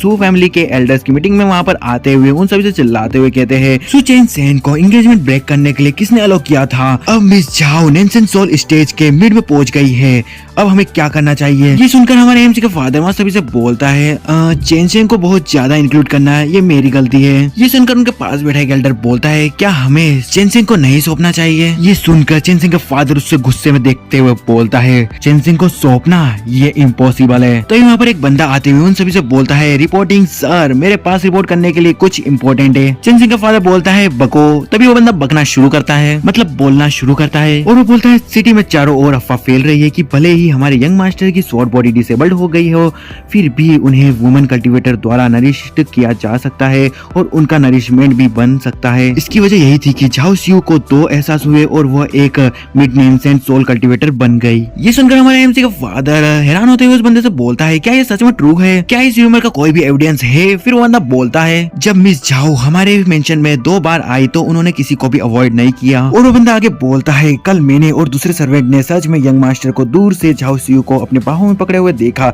लेकिन उस समय मैंने इसके बारे में ज्यादा नहीं सोचा। ये सुनकर हमारे एमसी का फादर हैरान होते हुए बोलता है लास्ट नाइट कुछ हुआ? फिर दूसरा एल्डर बोलता है क्या तुमको ये नहीं लगता कि ऐसा पॉसिबल हो सकता है कि चैंगसेंग एक्चुअल में डिसेबल्ड नहीं है? ये सुनकर सभी हैरान हो जाते हैं। फिर हमारे एमसी का फादर बोलता है ये कैसे पॉसिबल हो सकता है और अगर वो ठीक है तो वो ये ह्यूमिलेशन क्यों सह रहा है? वो पूरी वेड डायनेस्टी को अपनी सफलता के बारे में बताने के लिए उत्सुक था। दूसरा एल्डर बोलता है नहीं ये पॉसिबल हो सकता है, क्या तुमने नोटिस करा कि वो कल कितना ही अनयूजुअल था? तीसरा एल्डर बोलता है हाँ वो कम्प्लीटली पहले से डिफरेंट था। ये सभी बातें सुनकर हमारे एमसी का फादर सभी से बोलता है चैंगसेंग की स्वॉर्ड बॉडी डिसेबल्ड होने की न्यूज सुप्रीम स्वॉर्ड सेट के सेक्ट मास्टर झाओ यूनिन ने पर्सनली डिलीवर करी थी। शायद ये कोई मिसअंडरस्टैंडिंग होगी। चैंगसेंग की बॉडी में स्पिरिचुअल एनर्जी का सच में कोई भी ट्रेस नहीं है। तो यहाँ पर एक और बंदा आता है, वो वहाँ पर आते हुए उन सभी से बोलता है मास्टर मास्टर कुछ तो गलत है, प्लीज चलो और देखो। झाओ फैमिली यहाँ पर परेशानी पैदा करने आई है। उन्होंने कहा है कि वो यंग मास्टर चैंगसेंग के साथ स्पेयर या बोले तो फाइट करना चाहते हैं। ये सुनकर वहाँ पर सभी हैरान होते हुए बोलते हैं क्या? फिर हमारा सीन हमारे एमसी के रूम के बाहर शिफ्ट हो जाता है। हम देखते हैं हमारे एमसी के रूम में स्पिरिचुअल एनर्जी एंटर कर रही होती है। इसके साथ हम देखते हैं कि हमारा एमसी वहाँ पर अंदर बैठे बैठे कल्टीवेशन कर रहा होता है और वो मन में सोचता है व्हाइट एम्परर की इमोर्टल टेक्निक सच में अच्छी है। बट अनफॉर्चुनेटली इसने मुझे बस इंट्रोडक्टरी वॉल्यूम दी है। ऐसा लगता है कि आगे के रिवॉर्ड्स के लिए झाओ शू को वापस से प्रमोट करवाना होगा और वो फिर अपनी कल्टीवेशन को एंड करते हुए मन में सोचता है मेरी करंट कल्टीवेशन फाउंडेशन बिल्डिंग के 3rd लेवल तक पहुंच गई है, लेकिन स्पिरिचुअल एनर्जी की डेस्टिनी उससे कहीं आगे है। किसी भी केस में मैं फाइनली अब बेकार नहीं हूँ। तभी हम देखते कि हमारे एमसी के रूम में एक लेटर लेते हुए बर्ड एंटर करता है। हमारे एमसी भी उसे देख लेता है और वो बर्ड उस लेटर को नीचे की ओर रखता है जिसके अंदर से एक रिंग भी निकलती है। उसको देखकर हमारे एमसी सोचता है ये मेरे मास्टर की इमोर्टल क्रेन है, क्या वो इस समय मेरे बारे में सोच रही है। फिर चेंग सेंग सोचता है मैंने अपने मास्टर को बहुत लंबे समय से नहीं देखा और मेरी मेमोरी में शायद ही उनके बारे में कोई जानकारी है। और वो उस लेटर को उठाते हुए सोचता है मुझे लगता है कि मेरे मास्टर मुझ जैसे यूजलेस पर्सन से बहुत डिसअपॉइंट है। और वो इसी के साथ उस लेटर को खोलता है। फिर हमारा एमसी और हम देखते हैं कि उस लेटर में से सुप्रीम स्वॉर्ड सेट के सेक्रेटरी मास्टर शियाओ यूनिन का होलोग्राम बाहर आता है, जिसको देखकर चेंग सेंग सोचता है ये मेरे मास्टर का लेटर है, वह मुझ पर इतने एफर्ट क्यों लगाएगी। फिर वो होलोग्राम हमारे एमसी से बोलता है चेंग सेंग तुम मुझसे बहुत डिसअपॉइंट होंगे, जब तुम भटक गए मैं तुम्हारे साथ नहीं थी और इससे तुम्हारा कल्टीवेशन पाथ डिस्ट्रॉय हो गया। उसके मास्टर की ये बातें सुनकर हमारे एमसी मन में सोचता है तुमको पहले इतना अच्छा डिसाइपल होने का अप्रिशिएट नहीं था। फिर उसके मास्टर का होलोग्राम बोलता है तुम्हारे मास्टर होने के नाते मुझे एक गहरा पश्चाताप हो रहा है, लेकिन गंभीर मिस्टेक पहले ही हो चुकी है, इसलिए ये चीजें मैं सिर्फ तुमको ही सौंप सकती हूँ। फिर वो आगे बोलते हैं यहाँ एक एक्सीलेंट पियोन पील है, 3 सुपीरियर स्वॉलिंग स्पिरिट पील्स और वो इमोर्टल स्वॉर्ड जिसे तुम हमेशा से पाना चाहते थे लेकिन कभी बाहर नहीं निकाल पाए। ये सब पाकर हमारा एमसी उससे बोलता है थैंक यू मास्टर, और वो मन में सोचता है आप रियली एक अच्छे मास्टर है। फिर हम देखते हैं कि हमारे एमसी ने उस स्वॉर्ड और उस पील को हाथ पे पकड़ा हुआ होता है।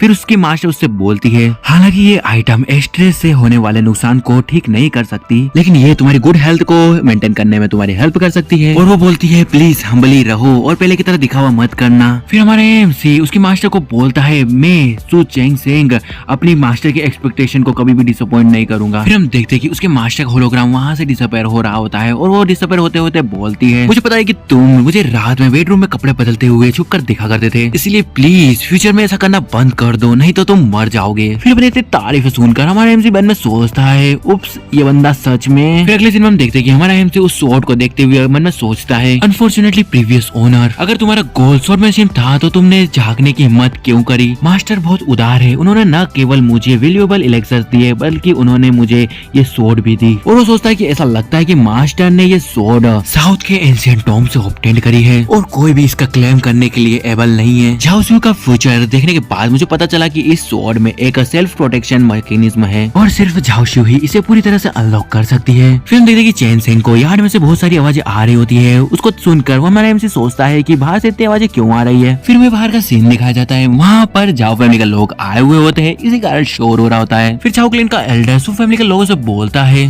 मैं चेन सेंग के साथ एक फ्रेंडली मैच करने के लिए झाओ क्लैन के यंग जनरेशन के यंग टैलेंट को लाया हूँ, सू फैमिली के ड्यूक इतना रेसिस्ट क्यों कर रहे हैं। फिर हमारे एमसी का फादर उन सभी से चिल्लाते हुए बोलता है क्या तुम सू फैमिली के यंग मास्टर को ही चैलेंज करना चाहते हो। और वो मन में सोचते हैं हालांकि मैं नहीं जानता कि झाओ गर्ल ने किस तरह से ब्रेक थ्रू करा। अगर झाओ फैमिली को पता चला कि चेन सेंग एक क्रिपल है तो उसके पास फीमेल कल्टीवेटर्स द्वारा रिपेयर करवाने का बिल्कुल भी समय नहीं बचेगा। झाओ फैमिली डेफिनेटली हॉस्टाइल हो गई है और ये तब खत्म हो जाएगा। तभी सू फैमिली का एक एल्डर आगे आते हुए हमारे एमसी के फादर से बोलता है क्योंकि चेन सेंग ने बाहर आने से मना कर दिया इसलिए हमारे पास फोर्स का यूज करने के अलावा कोई भी चॉइस नहीं है। तभी हम देखते हैं कि हमारा एमसी वहाँ बाहर आते हुए उन सबसे बोलता है कौन मुझे चैलेंज करना चाहता है। तभी झाओ फैमिली का एक बंदा बोलता है ये वो है। उस बंदे को देखकर हमारे एमसी मन में सोचता है झाओ फैमिली मुझे इस समय पर चैलेंज करना चाहती है, वो शायद मुझे टेस्ट करना चाहती है कि क्या मेरे पास अभी भी अपनी कल्टीवेशन है कि नहीं। ऐसा लगता है कि इन लोगों को डाउट है कि मैं झाओ शू के वर्दी हूँ कि नहीं। फिर हम देखते हैं झाओ जी हमारे एमसी की ओर आगे बढ़ रहा होता है और वो आगे बढ़ते से ही हमारे एमसी से कहता है सू चेंग सेंग क्या तुम मुझसे मैच लड़ना चाहते हो। ये सुनकर हमारे एमसी से बोलता है मुझे नहीं लगता कि ये नेसेसरी है। ये सुनकर हमारे एमसी के फादर को देखकर ऐसा लगता है कि वो डिसअपॉइंट होकर मन में सोचता है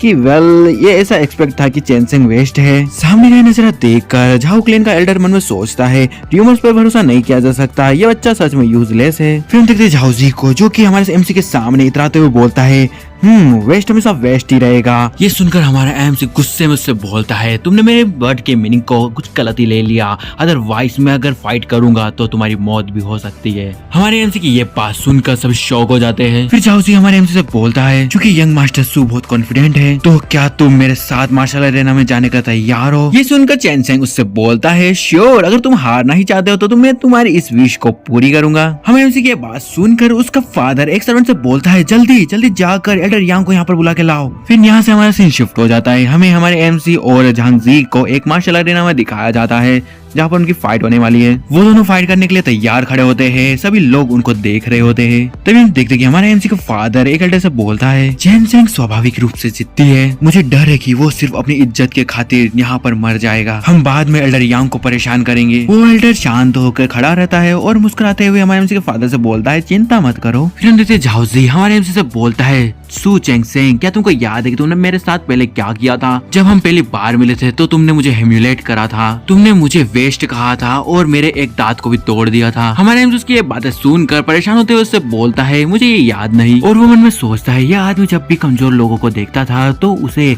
धमकाने लगता था और अनगिनत बार लोगों को पीटता था, उसे कौन याद रख सकता है? ये सुनकर झाओजी हमारे एमसी से बोलता है, तुम कमीने, भले तुमने तुम्हारी कल्टीवेशन खो दी लेकिन तुम अब भी एरोगेंट हो, मैं देखना चाहता हूँ कि तुम्हारे पास कौन सी क्वालिफिकेशन है। और वो अपनी स्वॉर्ड के बारे में बताता है, ये मीडियम ग्रेड का स्पिरिट स्वॉर्ड है। ये देखकर हमारे एमसी के फैमिली वाले हैरान होते हुए बोलते हैं, जाओ फैमिली के पास एक्चुअली में एक स्पिरिट स्वॉर्ड है, उन्होंने प्रोबेबली अपने खजाने को खाली कर दिया। तुम इसके अपीयरेंस से इसके बारे में नहीं बता सकते, लेकिन ये डेफिनेटली एक मीडियम ग्रेड से ज्यादा का नहीं है। आखिर चैन सेंग की स्वॉर्ड की क्वालिटी क्या है? फिर झाओजी हमारे एमसी से बोलता है, जूनियर ब्रदर सू, प्लीज अपनी स्वॉर्ड को निकालिए। ये सुनकर हमारे एमसी से बोलता है, झाओजी बेटर होगा कि तुम अपनी स्वॉर्ड को ना निकालो, अगर तुमने ऐसा किया तो तुम मर जाओगे। ये बातें सुनकर झाओजी हमारे एमसी से बोलता है, सू चैंग सेंग, बकवास बातें करना बंद करो और अपनी हार को मान लो। और वो ये कहने के साथ ही हमारे एमसी पे अटैक कर देता है। वहाँ पर लोग उसके बारे में बात कर रहे होते हैं। उसने फाउंडेशन एस्टेब्लिशमेंट के मिडिल स्टेज से ब्लड सिंकिंग स्वॉर्ड टेक्निक को कल्टीवेट किया है। झाओजी सच में स्ट्रॉन्ग है। दूसरा बंदा बोलता है, हाँ ये sword blood sinking sword technique के साथ एक्सट्रीमली कंपैटिबल है, इसकी पावर प्रोबेबली डबल है। झाओजी हमारे एमसी की ओर अटैक करते हुए बोलता है, सू चैंग सेंग, आप इसे फिनिश करते हैं। उसको देखकर हमारे एमसी सोचता है, मैं सिर्फ ट्रिपल फाउंडेशन एस्टेब्लिशमेंट स्टेज पर हूँ और हमारे बीच का गैप बहुत ज्यादा बड़ा है, और अगर मैं कम अंतर से हारता या जीतता हूँ तो झाओ शू डेफिनेटली सस्पिशियस होगी। लेकिन फॉर्चुनेटली मेरे हाथों में चैन सेंग की स्वॉर्ड है। हालांकि सिर्फ झाओ शू ही इस स्वॉर्ड को यूज कर सकती है। फ्यूचर में मेरे देखे गए ड्रीम के अकॉर्डिंग मैं स्टील रिस्ट्रिक्शन को एक्टिव कर सकता हूँ। फिर चैन सेंग उसके हाथ में रखी स्वॉर्ड को कस के पकड़ता है और उस स्वॉर्ड की थोड़ी सी पावर्स को एक्टिवेट कर लेता है, जितनी पावर्स को वो एक्टिवेट कर सकता था। और इसी के साथ वो उस स्वॉर्ड को अपने आगे करते हुए झाओजी के अटैक को उस स्वॉर्ड से ब्लॉक कर लेता है। उन दोनों की स्वॉर्ड को टकराने के कारण वहाँ पर बहुत ज्यादा प्रेशर पड़ता है, जिससे झाओजी की स्वॉर्ड भी टूट जाती है और वो दूर जाते हुए उड़ता है, लिटरली उड़ ही जाता है। और उसको अपने ऊपर से जाते हुए देख उसके नीचे मौजूद उसके क्लैन के लोग उसको बड़ी हैरानी से देख रहे होते हैं। ये सभी अपने आंखों के सामने होते देख झाओ फैमिली का एक एल्डर सोचता है, उसके स्वॉर्ड के इम्पैक्ट के कारण झाओजी उड़ता चला गया, आखिर ये किस तरह की स्वॉर्ड की स्ट्राइक थी? ये देखकर हमारे एमसी का फादर मन में सोचता है, सच में सू चैंग सेंग यूजलेस होने से कोसों दूर है। और उसका फादर खुश होते हुए मन में सोचता है, चैंग सेंग ने एक्चुअली अपनी ट्रू एबिलिटी को छुपाया। फिर हमारे एमसी बड़े ही एटीट्यूड में वहाँ सभी से बोलता है, यहाँ पर कोई और है जो मेरे साथ फाइट करना चाहता है? झाओ फैमिली का एल्डर बोलता है, अरे नहीं नहीं, आप तो बुरा मान गए। हम देखते हैं पीछे से झाओ शिउ भी आ रही होती है और झाओ शिउ वहाँ पर आते हुए उनसे गुस्से में बोलती है, ग्रैंड एल्डर झाओ जी, तुम यहाँ पर क्या कर रहे हो? फिर हम देखते कि वो ग्रैंड एल्डर घबराते हुए शिव से बोलता है, मिस हम तो यहाँ पर बस एक चैन सेंग के साथ में फाइट करने आए थे। फिर झाओ जी बोलता है, हाँ सिर्फ एक ही मूव के साथ मैं हार गया और बस ये सुनने की देर थी। शिव अपने स्वॉर्ड पर हाथ रखते हुए उनसे गुस्से में बोलती है, सू चैंग सेंग को ऑफेंड करने की तुम्हारी हिम्मत कैसे हुई? मैं तुम सभी को मार डालूंगी। शिव का ये बर्ताव देखकर हमारे एमसी उससे बोलता है, शिव काम डाउन, मैं इसे ऑफेंड की तरह कंसिडर नहीं करूंगा क्योंकि ये सिर्फ एक ऑर्डिनरी स्पैरिंग सीजन था। और वो स्वॉर्ड को शिव के ओर थ्रो करते हुए बोलता है, और हाँ ये स्वॉर्ड भी तुम्हारे लिए गिफ्ट है। ये देखकर हमारे एमसी के फैमिली वाले एकदम हैरान, वो मन में सोचते हैं कि उसने ये पावरफुल वेपन उसे ऐसे ही दे दिया और बस कुछ ऐसा ही बोल रहे होते हैं जो ज्यादा इम्पोर्टेंट नहीं है, इसलिए मैं उसको नहीं बताऊंगा। शिव सोर्ड को पकड़ती है और मन में सोचती है ये सोर्ड मुझ पर इतने परफेक्ट सूट कैसे कर रही है, ऐसा लग रहा है कि ये मेरा ही कोई पार्ट है। फिर उस सोर्ड को देखकर भाई जी शिव से बोलती है ये व्हाइट एम्बरर की सोर्ड एम्ब्रियो है, एक डिवाइन रैंक का स्पिरिचुअल वेपन, ये नेचुरली तुम्हारे साथ बहुत कंपेटेबल है। मुझे नहीं पता कि उसने ये कहाँ से ढूंढी, लेकिन प्रोबेबली वो कुछ एंशिएंट इमोर्टल रूइंस में गया होगा, उसने उसे पाने के लिए बहुत ज्यादा एफर्ट लगाए होंगे। ये सुनकर शिव मन में सोचती है एक डिवाइन ग्रेड का वेपन, ये एक ट्रेजर है, उसने इसे खुद के लिए नहीं रखा और उसने मुझे दे दिया। फिर शिव हमारे एमसी से पूछती है क्या ये स्वॉर्ड मेरे लिए है। ये सुनकर हमारे एमसी उससे बोलता है हालांकि इसमें थोड़ा एफर्ट लगाना पड़ा, लेकिन हर चीज इसके वर्दी थी। और वो पीछे पलट कर झाओ क्लिन के मेंबर्स को देखता है, जिसके कारण वो सभी लोग शॉक हो जाते हैं और वो फिर मुस्कुराते हुए उन सभी से बोलता है झाओ बो और अदर्स, बहुत ज्यादा टाइम हो गया एक दूसरे को देखे को, तो चलो अंदर चलो और मेरे साथ चाय पियो। हमारे एमसी के मुंह से ये सभी बातें सुनकर वहाँ पर वो सभी लोग सोच रहे होते हैं हाँ क्या सु चेंगसेंग को किसी घोष ने पोजेस कर लिया है, ये इतना पोलाइट क्यों है, ये तो बहुत अजीब है। जब कोई सी चीज अब नॉर्मल होती है तो वहाँ पर शायद डीमन होता है, तो मुझे अपनी लाइफ के लिए यहाँ से भाग जाना चाहिए। और फिर हमारे हमसे बोलता है शिव तुमको भी आना चाहिए। और फिर वो एल्डर बीच में बोलता है नहीं नहीं हमें वापस जाना चाहिए और हमको जाओ जी के इंजरीज को भी तो हील करना है, तो हम यहाँ से पहले निकलते हैं। तभी हम देखते हैं शिव हमारे एमसी का हाथ पकड़ते हुए आगे जाते हुए उससे बोलती है उन पर ध्यान मत दो, चलो अपने काम पर ध्यान देते हैं, मैं अभी भी इम्प्रूव करना चाहती हूँ। जाओ शिव को इस तरह देखकर हमारे एमसी मन में सोचता है सब कुछ खत्म हो गया, ये लड़की वापस से एंडरे में बदल गई। हम देखते झाओ शिव ने उसके सभी फैमिली मेंबर को इग्नोर कर दिया होता है। उनको जाते देख झाओ फैमिली के मेंबर बात करते हैं oh my God rumours actually में सही है। दूसरा बंदा बोलता है डुअल कल्टीवेशन फिजिक। तीसरा बंदा बोलता है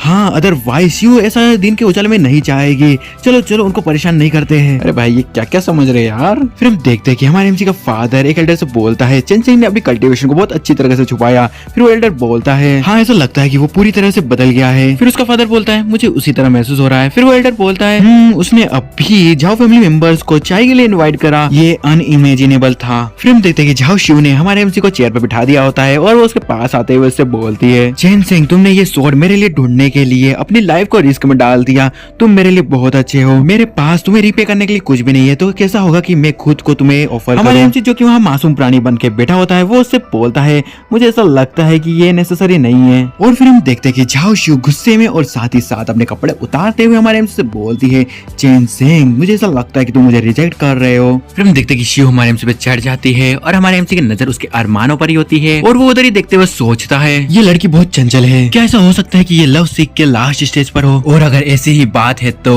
फिर हमारा एमसी जोश में आ जाता है। फिर शिव हमारे एमसी से बोलती है चेंगसेंग क्या तुम जानते हो कि मैं तुमको कितना मिस करती हूँ। और हम देखते हैं कि चेंगसेंग के इस कमरे के बाहर से एक एल्डर गुजर रहे होते हैं, वो इनकी बातें सुनते हैं। हालांकि कल रात हम साथ थे, किसी कारण से मैं अभी भी तुमसे मिलने आना चाहती हूँ। फिर वो एल्डर हैरान होते हुए मन में सोचता है वो रूमर्स सच है, यंग मास्टर के पास सच में दूसरों को डुअल कल्टीवेशन में असिस्ट करने की एबिलिटी है। और इसी के साथ वो एल्डर वहाँ से तेजी से निकलते हुए मन में सोचता है हमें इस बारे में मास्टर को जल्दी से इन्फॉर्म करना होगा, मेंशन की प्रॉब्लम फाइनली रिसॉल्व हो गई है, ये बहुत अच्छा है। अगले सीन में हम देखते हैं कि उनके बीच में सिस्टम शुरू होने ही वाला था, तभी बाइज बीच में बोलती है शिव रुक जाओ तुम अभी कंटिन्यू नहीं कर सकती। और वो आगे शिव से बोलती है अगर तुम कोर फॉर्मेशन स्टेज तक पहुंचने से पहले अपनी वर्जिनिटी को लूज कर दोगे तो तुम्हारी सारी इनहेरिटेंस वेस्ट चली जाएगी। फिर शिव टेलीपैथी के थ्रू बाइजी से बोलती है तो ये कुछ ऐसा है। फिर बाइजी उससे बोलती है हाँ इमोर्टेलिटी का पाथ अभी बहुत लंबा है, यंग मास्टर चेंगसेंग सच में तुमको बहुत लाइक करता है, तो तुम्हें जल्दीबाजी नहीं करनी चाहिए। और तुम क्या हमारा यहाँ आने का ओरिजिनल पर्पस भूल गई हो। शिव उससे बोलती है ठीक है। अरे शिव के चेहरे को तो देखो, अलग दिख रहा है कि कंट्रोल नहीं हो रहा है, लेकिन कंट्रोल करना पड़ेगा। फिर तभी शिव हमारे एमसी से बोलती है चेंगसेंग अचानक से मेरे मन में तुमसे पूछने के लिए कल्टीवेशन क्वेश्चन आया है। ये सुनकर हमारे एमसी कुछ बोल पाता, तभी शिव उसका माउथ बंद कर देती है। उसकी इन हरकतों को देखकर हमारे एमसी मन में सोचता है ये लड़की किताब पलटने से भी ज्यादा तेजी से अपना एटीट्यूड बदल देती है। और वो सोचता है इसे भूल जाओ, यह अभी ठीक है, असल में सच्चाई सामने आने पर उसके साथ शामिल होने से जल्दी मौत हो सकती है। लेकिन मुझे सच में नैनसेन सोल स्टेज के कल्टीवेशन इश्यू के बारे में कोई आइडिया नहीं है। फिर हमारे एमसी उससे बोलता है कितना ब्यूटीफुल मोमेंट था कल्टीवेशन इश्यू पर डिस्कस करना शायद। फिर शिव बोलती है चेंगसेंग मुझे ऐसा लग रहा है कि मेरे बॉडी में कुछ तो मिसिंग है। चेंगसेंग तुम्हें पता है कि मुझे क्या चाहिए राइट। फिर हमारे एमसी को देखते हुए शिव और बाइजी सोचती है उसे पता होना चाहिए। फिर हमारा एमसी सोचता है ऐसा लगता है कि झाओ शिव और उसके रिंग में मौजूद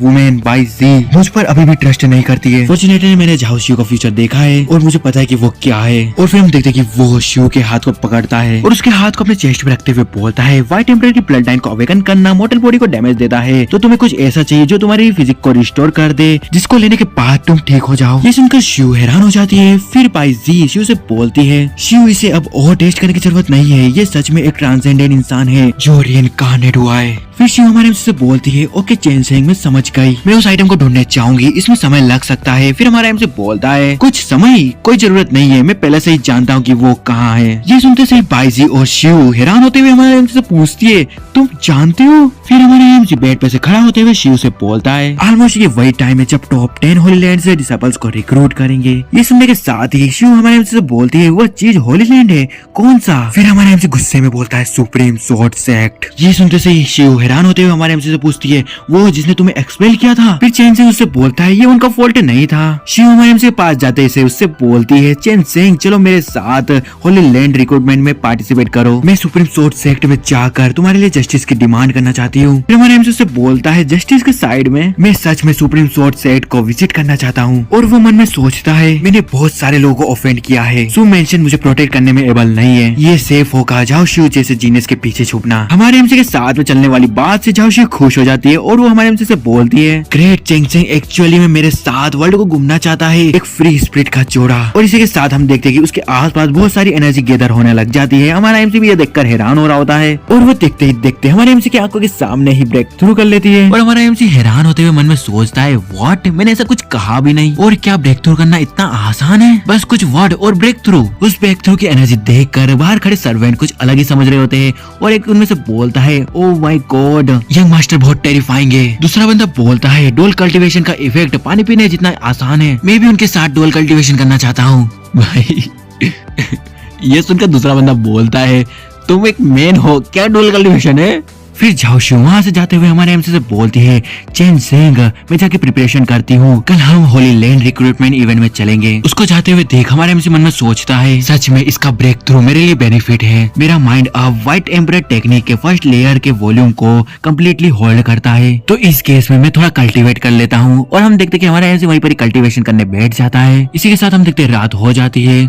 फिर हमारा सीन शिव और बाईजी की ओर शिफ्ट होता है। शिव वहाँ पर बोलती है हे मैं अभी भी फ्लावर्स को कंडेंस क्यों नहीं कर सकती? फिर बाईजी उससे बोलती है तुमने अभी तक शुरुआत भी नहीं करी है, इम्पेशेंट मत हो, स्टार्ट करने के बाद तुम नेचुरली फ्लावर्स को कंडेंस करने में एबल होगी। जब तक ये दुनिया को हिलाने में एबल व्हाइट एम्परर फ्लावर नहीं बन जाता तब तक जल्दबाजी करने की कोई जरूरत नहीं है। फिर शिव बाईजी से बोलती है व्हाइट एम्परर टेक्निक सच में बहुत डिफिकल्ट है। फिर बाईजी उससे बोलती है ये तो नेचुरल है, white emperor technique white emperor के जीवन भर की कल्टिवेशन है, ऑर्डिनरी पीपल इसे समझ भी नहीं सकते, इसे कल्टिवेट करने की क्वालिफिकेशन तो दूर की बात है। फिर बाईजी आगे बोलती है तुम व्हाइट एम्परर या ब्लड लाइन में एक आउटस्टैंडिंग फिगर हो, एक दिन में व्हाइट एम्परर टेक्निक के कुछ पहलू को समझने में एबल हो, वह पहले से ही एक आश्चर्यजनक टैलेंट है। फिर शिव बाईजी से बोलती है क्या कोई ऐसा है जो व्हाइट एम्परर टेक्निक को कल्टिवेट करना शुरू कर सकता है और एक ही दिन में फ्लावर कंडेंस कर सकता है? ये सुनते से ही बाईजी शिव से बोलती है एब्सोल्युटली इम्पॉसिबल, बिना ब्लड लाइन के भले ही कोई जीनियस क्यों ना हो, वो कम से कम फर्स्ट लेवल तक पहुँचने के लिए 100 सालों का टाइम लेगा। फिर शिव बोलती है आप क्या सोचती कि अगर मैं ये टेक्निक को चेन सिंह को दूं तो वो फर्स्ट लेवल तक पहुंचने के लिए कितना टाइम लेगा? ये सुनते से बाईजी कुछ सोचती है और फिर शिव से बोलती है मैं सच में गेस नहीं कर सकती, लेकिन भले ही वो स्ट्रॉन्ग क्यों ना हो लेकिन वो फर्स्ट लेवल तक पहुंचने के लिए लगभग 100 सालों का टाइम ले लेगा, क्योंकि व्हाइट एम्परर की इच्छा के रिकॉग्नाइजेशन के बिना कोई भी फर्स्ट लेवल पर ही अटका रहेगा। ये सुनते से ही शिव थोड़े दुखी होते हुए बोलती है ओ ऐसा है, chain Singh probably white emperor technique के लिए नहीं है। तभी हमारा सीन हमारे एमसी की ओर शिफ्ट हो जाता है। हम देखते हैं वो व्हाइट एम्परर टेक्निक को ही कल्टिवेट कर रहा होता है और उसके हाथ में एक और फ्लावर भी आ चुका होता है, यानी उसने फ्लावर को कंडेंस कर लिया। फिर वो उस फ्लावर को देखते हुए मन में सोचता है 1 घंटे से भी कम समय में मैं फर्स्ट लेवल के पीक पर पहुंच गया हूँ। ये व्हाइट एम्परर टेक्निक एक इमोर्टल टेक्निक होने का दावा करती है, क्या ये सच में इतना इफेक्टिव है? फिर हमारा सीन अगले दिन पर शिफ्ट होता है। वहाँ पर डिसाइपल रिक्रूटमेंट इवेंट के और का सीन दिखाया जाता है। वहाँ पर कुछ बंदे बात कर रहे होते हैं। एक बंदा बोलता है मैंने सुना है कि एल्डर्स और डायरेक्ट डिसाइपल्स आज सीनियर डिसाइपल्स की पोजीशन के मामले पर चर्चा करेंगे। दूसरा बंदा बोलता है मैंने कभी नहीं सोचा था कि सू चेंग सिंह के लिए भी कठिन समय होगा, उसने पहले तो हम पर एक नजर भी नहीं डाली। फिर हमें कुछ डिसाइबल्स को दिखाया जाता है जो कि बात करते हुए वहाँ की साफ सफाई कर रहे होते हैं। उनमें से एक डिसाइबल बोलता है एग्जैक्टली भले ही हम हैंडीमैन डिसाइबल्स है फिर भी हमारे पास शाइन करने का एक मौका है। ये सुनकर दूसरा डिसाइपल बोलता है जब तक कि वह यूजलेस पर्सन ना हो। हमें फिर वहीं पर ही मौजूद एक फीमेल डिसाइपल को दिखाया जाता है। हमें उसके बारे में बताया जाता है ये हैंडीमैन डिसाइपल शेन रुओ युआन है और वो बोलती है मुझे क्या करना चाहिए सीनियर ब्रदर चेन सेंग, क्या आप अब भी सेक्ट में रिटर्न आ रहे हैं। फिर हमें एल्डर्स की ओर का सीन दिखाया जाता है। वहाँ पर वो एल्डर्स कुछ लोगों से बोल रहे होते हैं रिक्रूटमेंट इवेंट जल्दी शुरू होने वाला है, यहाँ पर सभी के असेंबली का पर्पस क्या है। फिर उनमें से एक एल्डर बोलता है एल्डर वांग आपके लिए एक्सटर्नल न्यूज पर अधिक ध्यान देना अच्छा होगा। आज की चर्चा उस चीज के बारे में है जो पूरी कैपिटल में वाइडली फैली हुई है, सो चेन सेंग की कल्टीवेशन को रिकवर करने का मैटर। ये सुनकर वो एल्डर बोलता है कल्टीवेशन को रिकवर करना। फिर वो एल्डर बोलता है वो एस्ट्री में पड़ गया था, उसकी स्पिरिट वेन डिस्ट्रॉय हो गई है, ये इम्पॉसिबल है। फिर दूसरा एल्डर बोलता है लेकिन ऐसा कहा जा रहा है कि सू चेन सेंग ने न केवल मिड लेवल नेंसेंट सोल स्टेज के ओपोनेंट को डिफीट करा बल्कि एक क्रिपल वुमेन की भी कल्टीवेशन में हेल्प करी और उसको 3 दिन में नेंसेंट सोल स्टेज पर प्रमोट कर दिया। ये सुनकर वहाँ पर बैठे सभी एल्डर्स बात कर रहे होते हैं नेंसेंट सोल स्टेज अपने आप में एक प्रोफाउंड और कठिन प्रोसेस है, यहाँ तक कि एक टैलेंटेड पर्सन को भी इसमें कम से कम 100 साल लगेंगे। फिर कोई बोलता है 3 दिन में नेंसेंट सोल स्टेज को अचीव करना दिन में सपने देखने के बराबर है।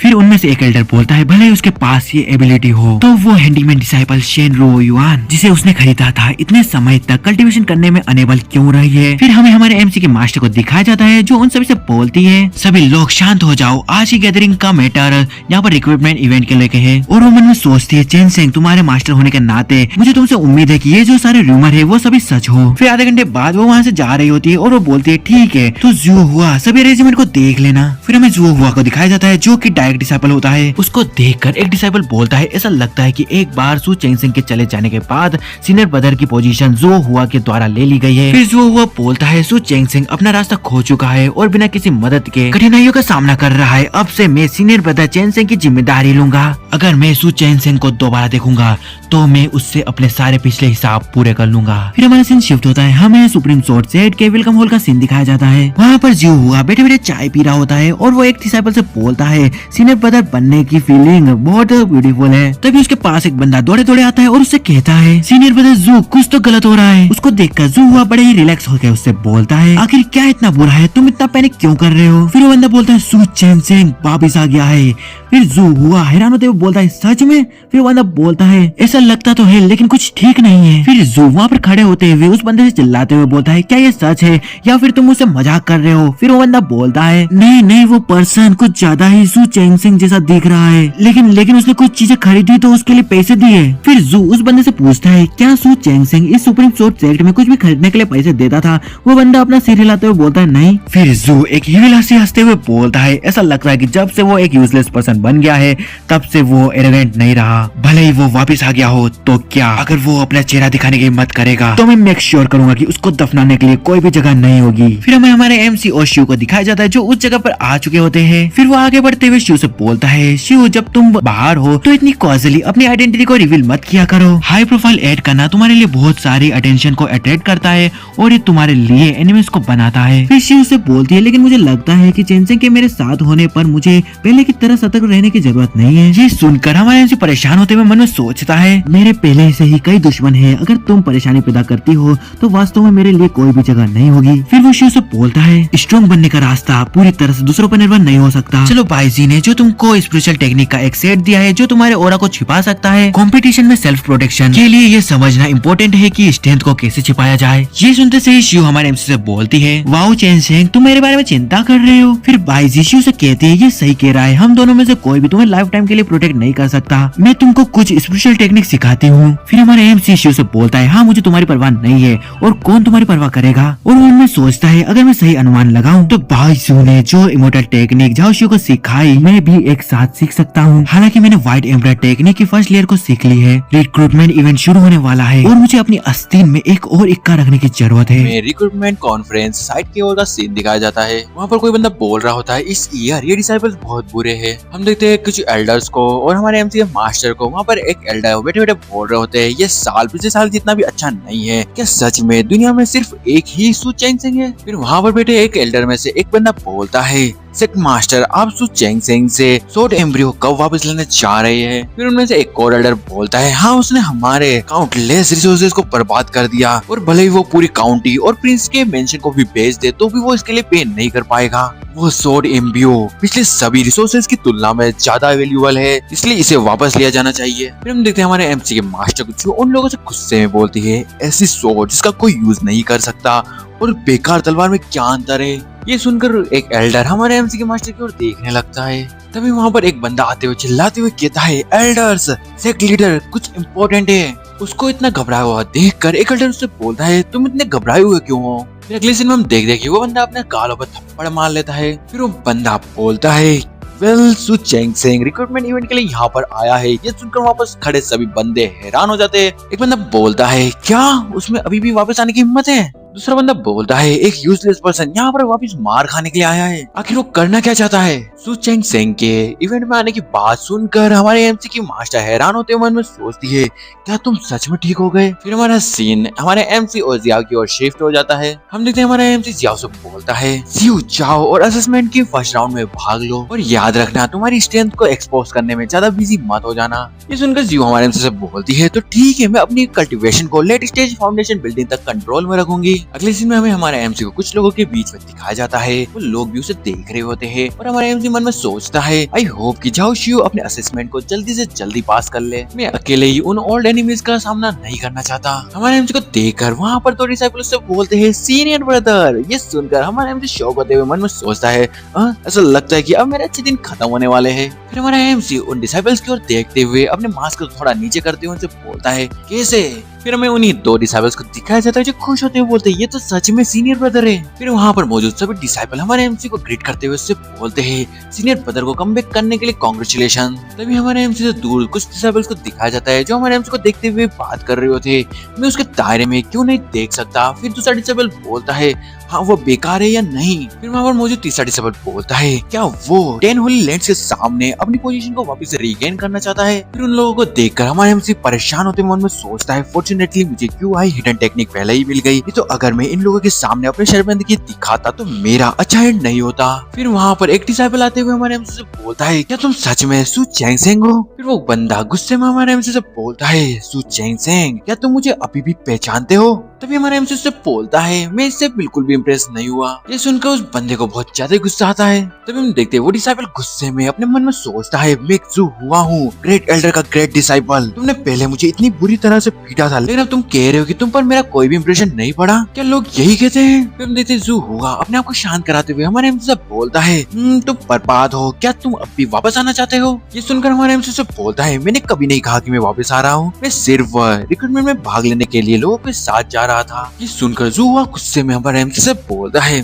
भले ही लोग बेकार है फिर भी वो मेरे पीछे आते हैं अलग होने का दिखावा करते हैं। तभी हमें कुछ लोगों की आवाज आती है। वो बोल रहे होते हैं वाओ उस टेस्ट स्टोन की ओर देखो बहुत शानदार। तो वो अभी उधर की ओर देखता है और देखकर बहुत हैरान होता है। हम देखते हैं वहाँ पर वो टेस्ट स्टोन बहुत तेज ग्लो कर रहा होता है और उसके अंदर से बहुत ज्यादा एनर्जी निकल रही होती है और ये करने वाली और कोई नहीं हमारी सियाओ होती है। और हमें उसी टेस्ट स्टोन और सियाओ को दिखाया जाता है लिटरली उस टेस्ट स्टोन में से बहुत ज्यादा एनर्जी निकल रही होती है और वो गोल्डन कलर में ग्लो कर रहा होता है। फिर हम देखते हैं सियाओ को जो अपनी एनर्जी उस स्टोन पर डाल रही होती है। उसको देखकर एक बंदा बोलता है 10 सेकेंड इन ए टाउस्ट बॉडी। अगले दिन में हम देखते हैं कि उस स्टोन में से बहुत तेज एनर्जी आसमान की ओर निकलती है। उसको देखकर हमारे एमसी की मास्टर बोलती है ये एक्चुअली में इनर टाउस्ट बॉडी है और एक एल्डर बोलता है सेकंड सु चेंग अपीयर हो चुका है। फिर वो एल्डर बोलता है हालांकि रियल में थोड़ा लो है लेकिन इस बॉडी की लाइट बहुत स्ट्रॉन्ग है। और कोई बोलता है होली लैंड में एक नया ताओइस्ट बॉडी बनने जा रही है। फिर हम देखते हैं जू हुआ को जो सामने का नजारा देखते हुए अपने मन में सोचता है क्या ये पर्सन वही पर्सन हो सकता है जिसके बारे में सु चेंग से ने कहा था कि वो उसके साथ आया था। नहीं ये एब्सोल्युटली इम्पॉसिबल है। जियान टियान टाओइस्ट के लिए 100 ईयर में एक दूसरे से मिलना बहुत रेयर है। ऐसा कैसे पॉसिबल हो सकता है कि दो लोग अभी भी एक दूसरे को जानते हैं। और फिर वो मुस्कुराते हुए अपने मन में सोचता है अब मैं सीनियर ब्रदर हूँ अगर मैं इस जूनियर सिस्टर से रिश्ता जोड़ सकूं। और ये सोचने के साथ वो हमारे एमसी पर अटैक करते हुए उससे बोलता है कचरे तुम मेरा रास्ता मत रोको मेरे रास्ते से हट जाओ। और वो सोचता है जूनियर सिस्टर का पीछा करना ही इम्पोर्टेंट है, मुझे अभी इस लूजर के बारे में चिंता करने की जरूरत नहीं है। उसको अपनी ओर आते देख हमारे एमसी हैरान होते हुए अपने मन में सोचता है, ऐसा लगता है कि मुझे बाइजी के इमोर्टल मैजिक का यूज करने की जरूरत है। तभी हम देखते हैं कि जाओ उस टेस्ट फील्ड से एक जंप मारकर हमारे एमसी की ओर आ जाती है और हम देखते हैं जाओ हमारे एमसी के आगे आते हुए जुआ से बोलती है, तुम होते कौन हो मेरे पार्टनर से इस तरह से बात करने वाले। जाओ को अपने सामने खड़ा देख जुआ हैरान हो जाता है और हम देखते हैं जाओ के वहाँ आने के कारण वो एक बहुत तेज प्रेशर पड़ता है, जिसके कारण जुआ दूर चला जाता है। जाओ को हमारे एमसी के पास खड़ा देख सेक्ट लीडर और बाकी सारे एल्डर्स हैरान हो जाते हैं। उनमें से एक लीडर बोलता है वो सु चेंगसेंग की पर्सन है। फिर हम देखते हैं जू हुआ खड़े होते हुए जाओ से बोलता है, अनएक्सपेक्टेडली सीनियर ब्रदर सु एक यूजलेस पर्सन बन गया है जिसे अपनी प्रोटेक्शन के लिए एक वुमेन की जरूरत पड़ रही है। ये सुनकर जाओ से बोलती है, एक यूजलेस पर्सन? तुमसे किसने कहा कि सु चेंगसेंग एक यूजलेस पर्सन है? ये सुनकर सभी एल्डर्स वहाँ पर बात कर रहे होते हैं। उनमें से एक एल्डर बोलता है, क्या ऐसा हो सकता है कि सु चेंगसेंग के पास सच में कुछ कल्टीवेशन स्किल्स है? उस एल्डर की बात सुनकर दूसरा एल्डर उससे बोलता है, यह इम्पॉसिबल है। अगर सु चेंगसेंग सच में ऐसा कर सकता है तो वो निश्चित रूप से फ्यूचर में इमॉर्टल किंग बन जाएगा। फिर तीसरा एल्डर बोलता है, हाँ ये बिल्कुल इम्पॉसिबल है। फिर हमारा सीन हमारे एमसी को शिफ्ट हो जाता है। हमारे एमसी से सु हुआ बोलता है, ये यूजलेस नहीं है। फिर सु चेंगसेंग, क्या तुम मुझसे कम्पीट करने की हिम्मत रखते हो? ये सुनकर हमारे एमसी गुस्से में उससे बोलता है, क्या तुम कंपटीशन करने के वर्दी हो? फिर हम देखते हैं हमारा एमसी अपना मुंह फैल लेता है और फिर वो यूअर से बोलता है, तुम्हारा ख्याल रखना ही काफी है यूअर, तुम मुझे सेकंड राउंड में चुनौती दोगे? यूअर चलो चले। और हम देखते हैं कि यूअर ये सुनकर खुशी खुशी हमारे एमसी के साथ जाने लगती है। गाइस यहाँ पर मैं यूअर बोल लूं या फिर स्याओ बोल लूं, बात एक ही है, तुम लोग समझ रहे हो ना। अगले सीन में देखते हैं कि हमारा एमसी और यूअर एक जगह पर जाकर बैठ जाते हैं। फिर यूअर हमारे एमसी से बोलती है, चेंगसेंग तुमने अभी जिस सेकंड राउंड चैलेंज को मेंशन किया है तुम्हारा उससे क्या मतलब था? ये सुनकर हमारा एमसी उससे बोलता है, होली लैंड रिक्रूटमेंट में टोटल 3 राउंड्स होते हैं और फर्स्ट राउंड में क्वालिफिकेशन को टेस्ट किया जाता है। सेकंड राउंड में हर कोई एक सर्टेन होली लैंड को चूज करता है और होली लैंड के डिसाइपल चैलेंज देते हैं। इस टेस्ट का पर्पस लोगों के स्ट्रेंथ को टेस्ट करना होता है। ऑफ कोर्स जब चैलेंज किया जा रहा हो तब रियल्म को सप्रेस करके सेम रियल्म में भी ला दिया जाता है। फिर हम देखते हैं जाओ गुस्से में हमारा एमसी से बोलती है, उस आदमी को बस तुमसे कुछ शिकायत थी, मैं देख रही हूँ कि उसके इरादे बुरे हैं, मैं बाद में तुम्हारे लिए उसकी पिटाई करूंगी। फिर हमारा एमसी जाओ से बोलता है, अगर तुम ऊंचे लेवल पे हो तो भी तुम्हें अपने एनिमी को कम नहीं समझना चाहिए, क्योंकि तुमने अभी इमॉर्टल मेथड सीखी है। मुझे डर है कि तुम स्पिरिचुअल मेथड में उनके जितने अच्छे नहीं हो। फिर जाओ हमारे एमसी से चिपकते हुए उससे बोलती है, चेंगसेंग क्या तुम मेरी परवाह कर रहे हो? ये सुनकर हमारा एमसी उससे बोलता है, बेशक अब तुम मेरे लिए बहुत इंपॉर्टेंट हो। और वो उन एल्डर्स की ओर देखते हुए मन में सोचता है, अभी इस आदमी जैसे मेरे कई दुश्मन हैं। फिर हम देखते हैं कि हमारे एमसी को देखकर जाओ गुस्से में हमारे एमसी से बोलती है,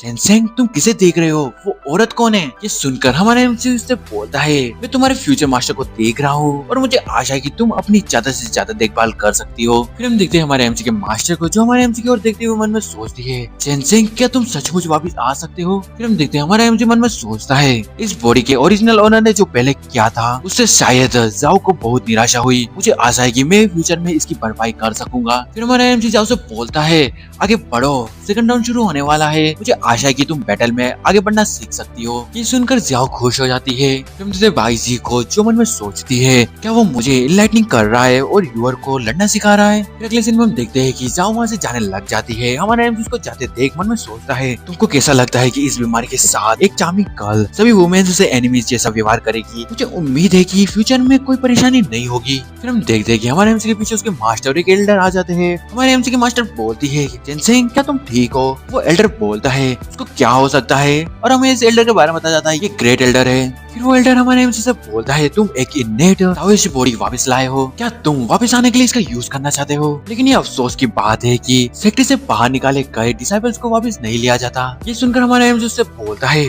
वापिस आ रहा हूँ? नहीं एल्डर तुम गलत हो, मैं तुमको बस इतना बताना चाहता हूँ कि तुम्हारा डिसाइपल बेकार है। ये सुनकर वो एल्डर गुस्से में आ जाता है। वहाँ पर कुछ लोग बात कर रहे होते हैं, क्या सीनियर ब्रदर सू पागल है? हाँ भले ही वो एक ही रियल्म में हो, सीनियर ब्रदर सू की स्पिरिचुअल टेक्निक में मास्टरी कुछ ऐसी चीज नहीं है जिसे इनेट टाउस्ट बॉडी झेल सके। वो शायद झांसा दे रहा है, निश्चित रूप से।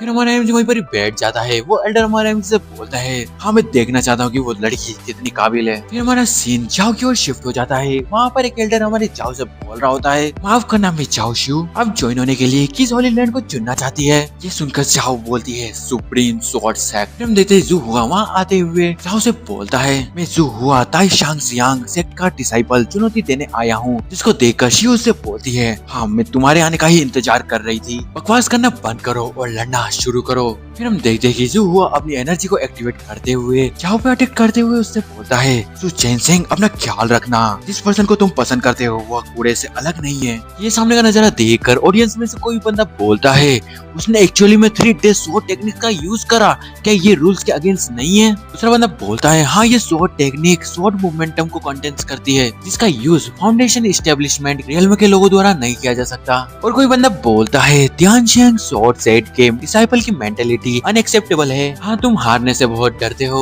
उसको अपनी ओर आते देख जियाओ बोलती है, वो मुझे मारना चाहता है। फिर हम देखते हैं बाइजी वहाँ आते हुए शिव से बोलती है, हाँ तुमने सही गेस किया, ये तुम्हारा first life and death match है, तो नर्वस मत होना। उसने जो 3D स्वॉर्ड टेक्निक का यूज करा है मैं उसे जानती हूँ और मैं इसे तुम्हारी कॉन्शियसनेस में डाल रही हूँ। हालांकि तुम कमियां खोजने और उससे निपटने के लिए सिर्फ खुद पर भरोसा कर सकती हो। ये सुनकर शिव बोलती है, डिसाइपल को अंदर लाया जाता है और ट्रेनिंग पर्सनली होती है। डिसाइपल इस प्रिंसिपल को समझता है। फिर हम देखते हैं झाओ भाई शिव में अपनी एनर्जी ट्रांसफर कर रही होती है। फिर हम देखते हैं झाओ जी का अटैक शिव के जस्ट पास पहुंच जाता है, लेकिन अगले सीन में हम देखते हैं कि शिव अपने स्वॉर्ड का स्लैश करके उसको दूर फेंक देती है। फिर हम देखते हैं झाओ जी खुद को संभालते हुए मन में सोचता है, ये कैसे पॉसिबल है, ये लड़की स्वॉर्ड ऑफ यस्टरडे को कैसे पकड़ सकती है? फाउंडेशन बिल्डिंग के पीक का कोई जीनियस मॉन्क भी इस ब्लो को कैच नहीं कर सकता।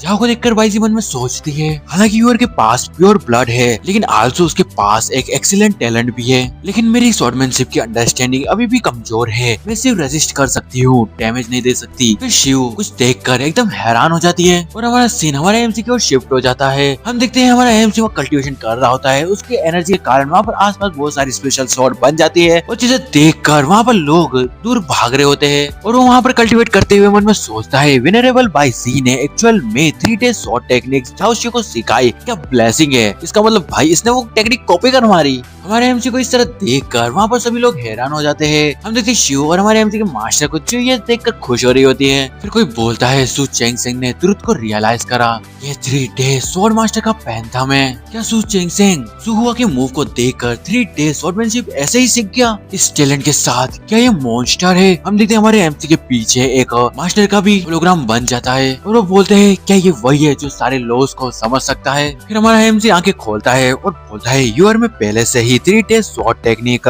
Yesterday sword, today sword and तुम्हारे स्वॉर्ड को जानता हूँ। मैंने जो कहा उसके अकॉर्डिंग उसने अपनी स्वॉर्डमैनशिप तोड़ दी है। फिर हम देखते हैं शिव अपना एक बेहतरीन सा लुक देते हुए हमारे एमसी से बोलती है, ठीक है मैं तुम्हारी बात सुनूंगी, मैं उसे बताऊंगी कि मेरा पार्टनर कितना औसम है। फिर हम देखते हैं झाओ जी हमारे एमसी के पीछे से स्नेक अटैक करते हुए उससे बोलता है, मुझे ये कहने में शर्म नहीं है, आज मेरी स्वॉर्ड को देखो। फिर शिव झाओ जी पे अटैक करने के लिए आगे बढ़ जाती है। हमारा एमसी से बोलता है, 3D स्वॉर्डमैनशिप स्वॉर्ड आज स्ट्रॉन्ग है, लेकिन शेंगजिया की पोजीशन में एक वैकेंसी है। यही सुनकर शिव आगे जाते हुए हमारे एमसी से बोलती है, हाँ। तभी हम देखते हैं कि शिव झाओ जी के अटैक को ब्लॉक कर लेती है। ये देखकर झाओ जी हैरान होते हुए मन में सोचता है, लानत है, ये 3D स्वॉर्ड टेक्निक की कमियों को कैसे जान सकती है? और वो शिव पे अटैक करते हुए सोचता है, ये जरूरी एक अंधी बिल्ली नहीं होगी जिसने मरे हुए चूहों को मारा होगा। फिर हमारा एमसी मुस्कुराते हुए बोलता है, स्वॉर्ड की पावर वीक है और स्पिरिचुअल एनर्जी के टर्नओवर को एडजस्ट करना डिफिकल्ट है। अगर लेवल इनफ नहीं होगा तो स्पिरिचुअल एनर्जी इसे मेंटेन करने के लिए फोर्सिबली सिमुलेट हो जाएगी। फिर हम देखते हैं यू झांगजी पर एक तगड़ा अटैक कर देती है और वो उस पर अटैक करते हुए आगे की ओर बढ़ जाती है। तभी अगले सीन में हम देखते हैं कि झाओ जी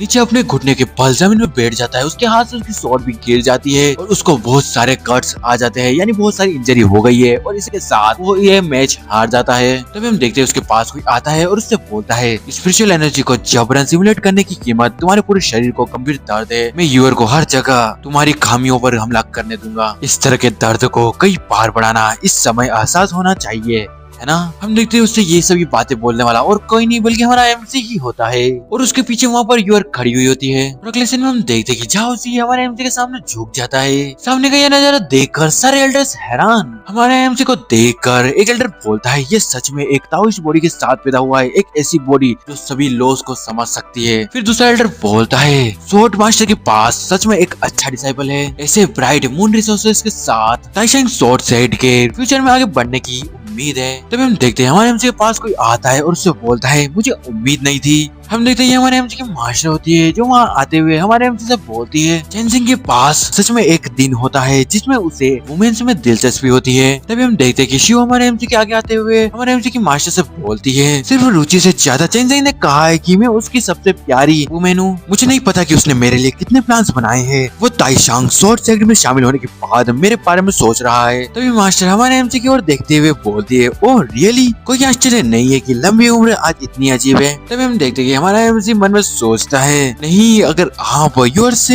बात करना अगर जारी रखोगे तो आपको परेशानी हो सकती है। तभी हमारा एमसी यूर से बोलता है यूर हम पहले अपनी आइडेंटिटी रजिस्टर क्यों नहीं कराते थे, और घबराते हुए मन में सोचता है किसी भी स्थिति में पहले उन्हें अलग करना बेहतर होगा। तभी वहाँ पर कोई बोलता है ताई किंग होली लैंड होली कोड ली क्यूंगसू सु चेंग सिंह को श्रद्धांजलि देने आए। क्यांजी होली लैंड होली कोड क्यांजू सु चेंग सिंह को श्रद्धांजलि देने आते हैं। याओ गुआन होली लैंड होली कोड ली लुओ सु चेंग सिंह को श्रद्धांजलि देने आए। और इसी के साथ हम देखते हैं ये कुछ लोग आसमान से नीचे की ओर उतर रहे होते हैं। उनको देखकर वहाँ मौजूद लोग बात कर रहे होते हैं oh my God, ordinary time में होली कोड्स को देखना कठिन है लेकिन आज यहाँ बहुत सारे होली कोड्स है। एक बंदा बोलता है अलविदा अलविदा, वे सभी यहाँ सु चेंग सिंह के लिए है। ये सब देखकर हमारा एमसी परेशान होते हुए मन में सोचता है क्या मैंने आज होली मास्टर की लेयर में चूना खोप दिया है। तभी उनमें से एक गोडेस हमारे एमसी से बोलती है सु चेन सिंह क्या तुम ताई किंग होली ब्लेंड में हमारे साथ शामिल होने के इच्छुक हो। ये देखकर हमारा एमसी बिल्कुल हैरान। तभी हम देखते हैं उन गोड्स में से एक टकला सा बंदा आते हुए हमारे एमसी से बोलता है फेलो दाविस्ट ली सु चेन सिंह स्पष्ट रूप से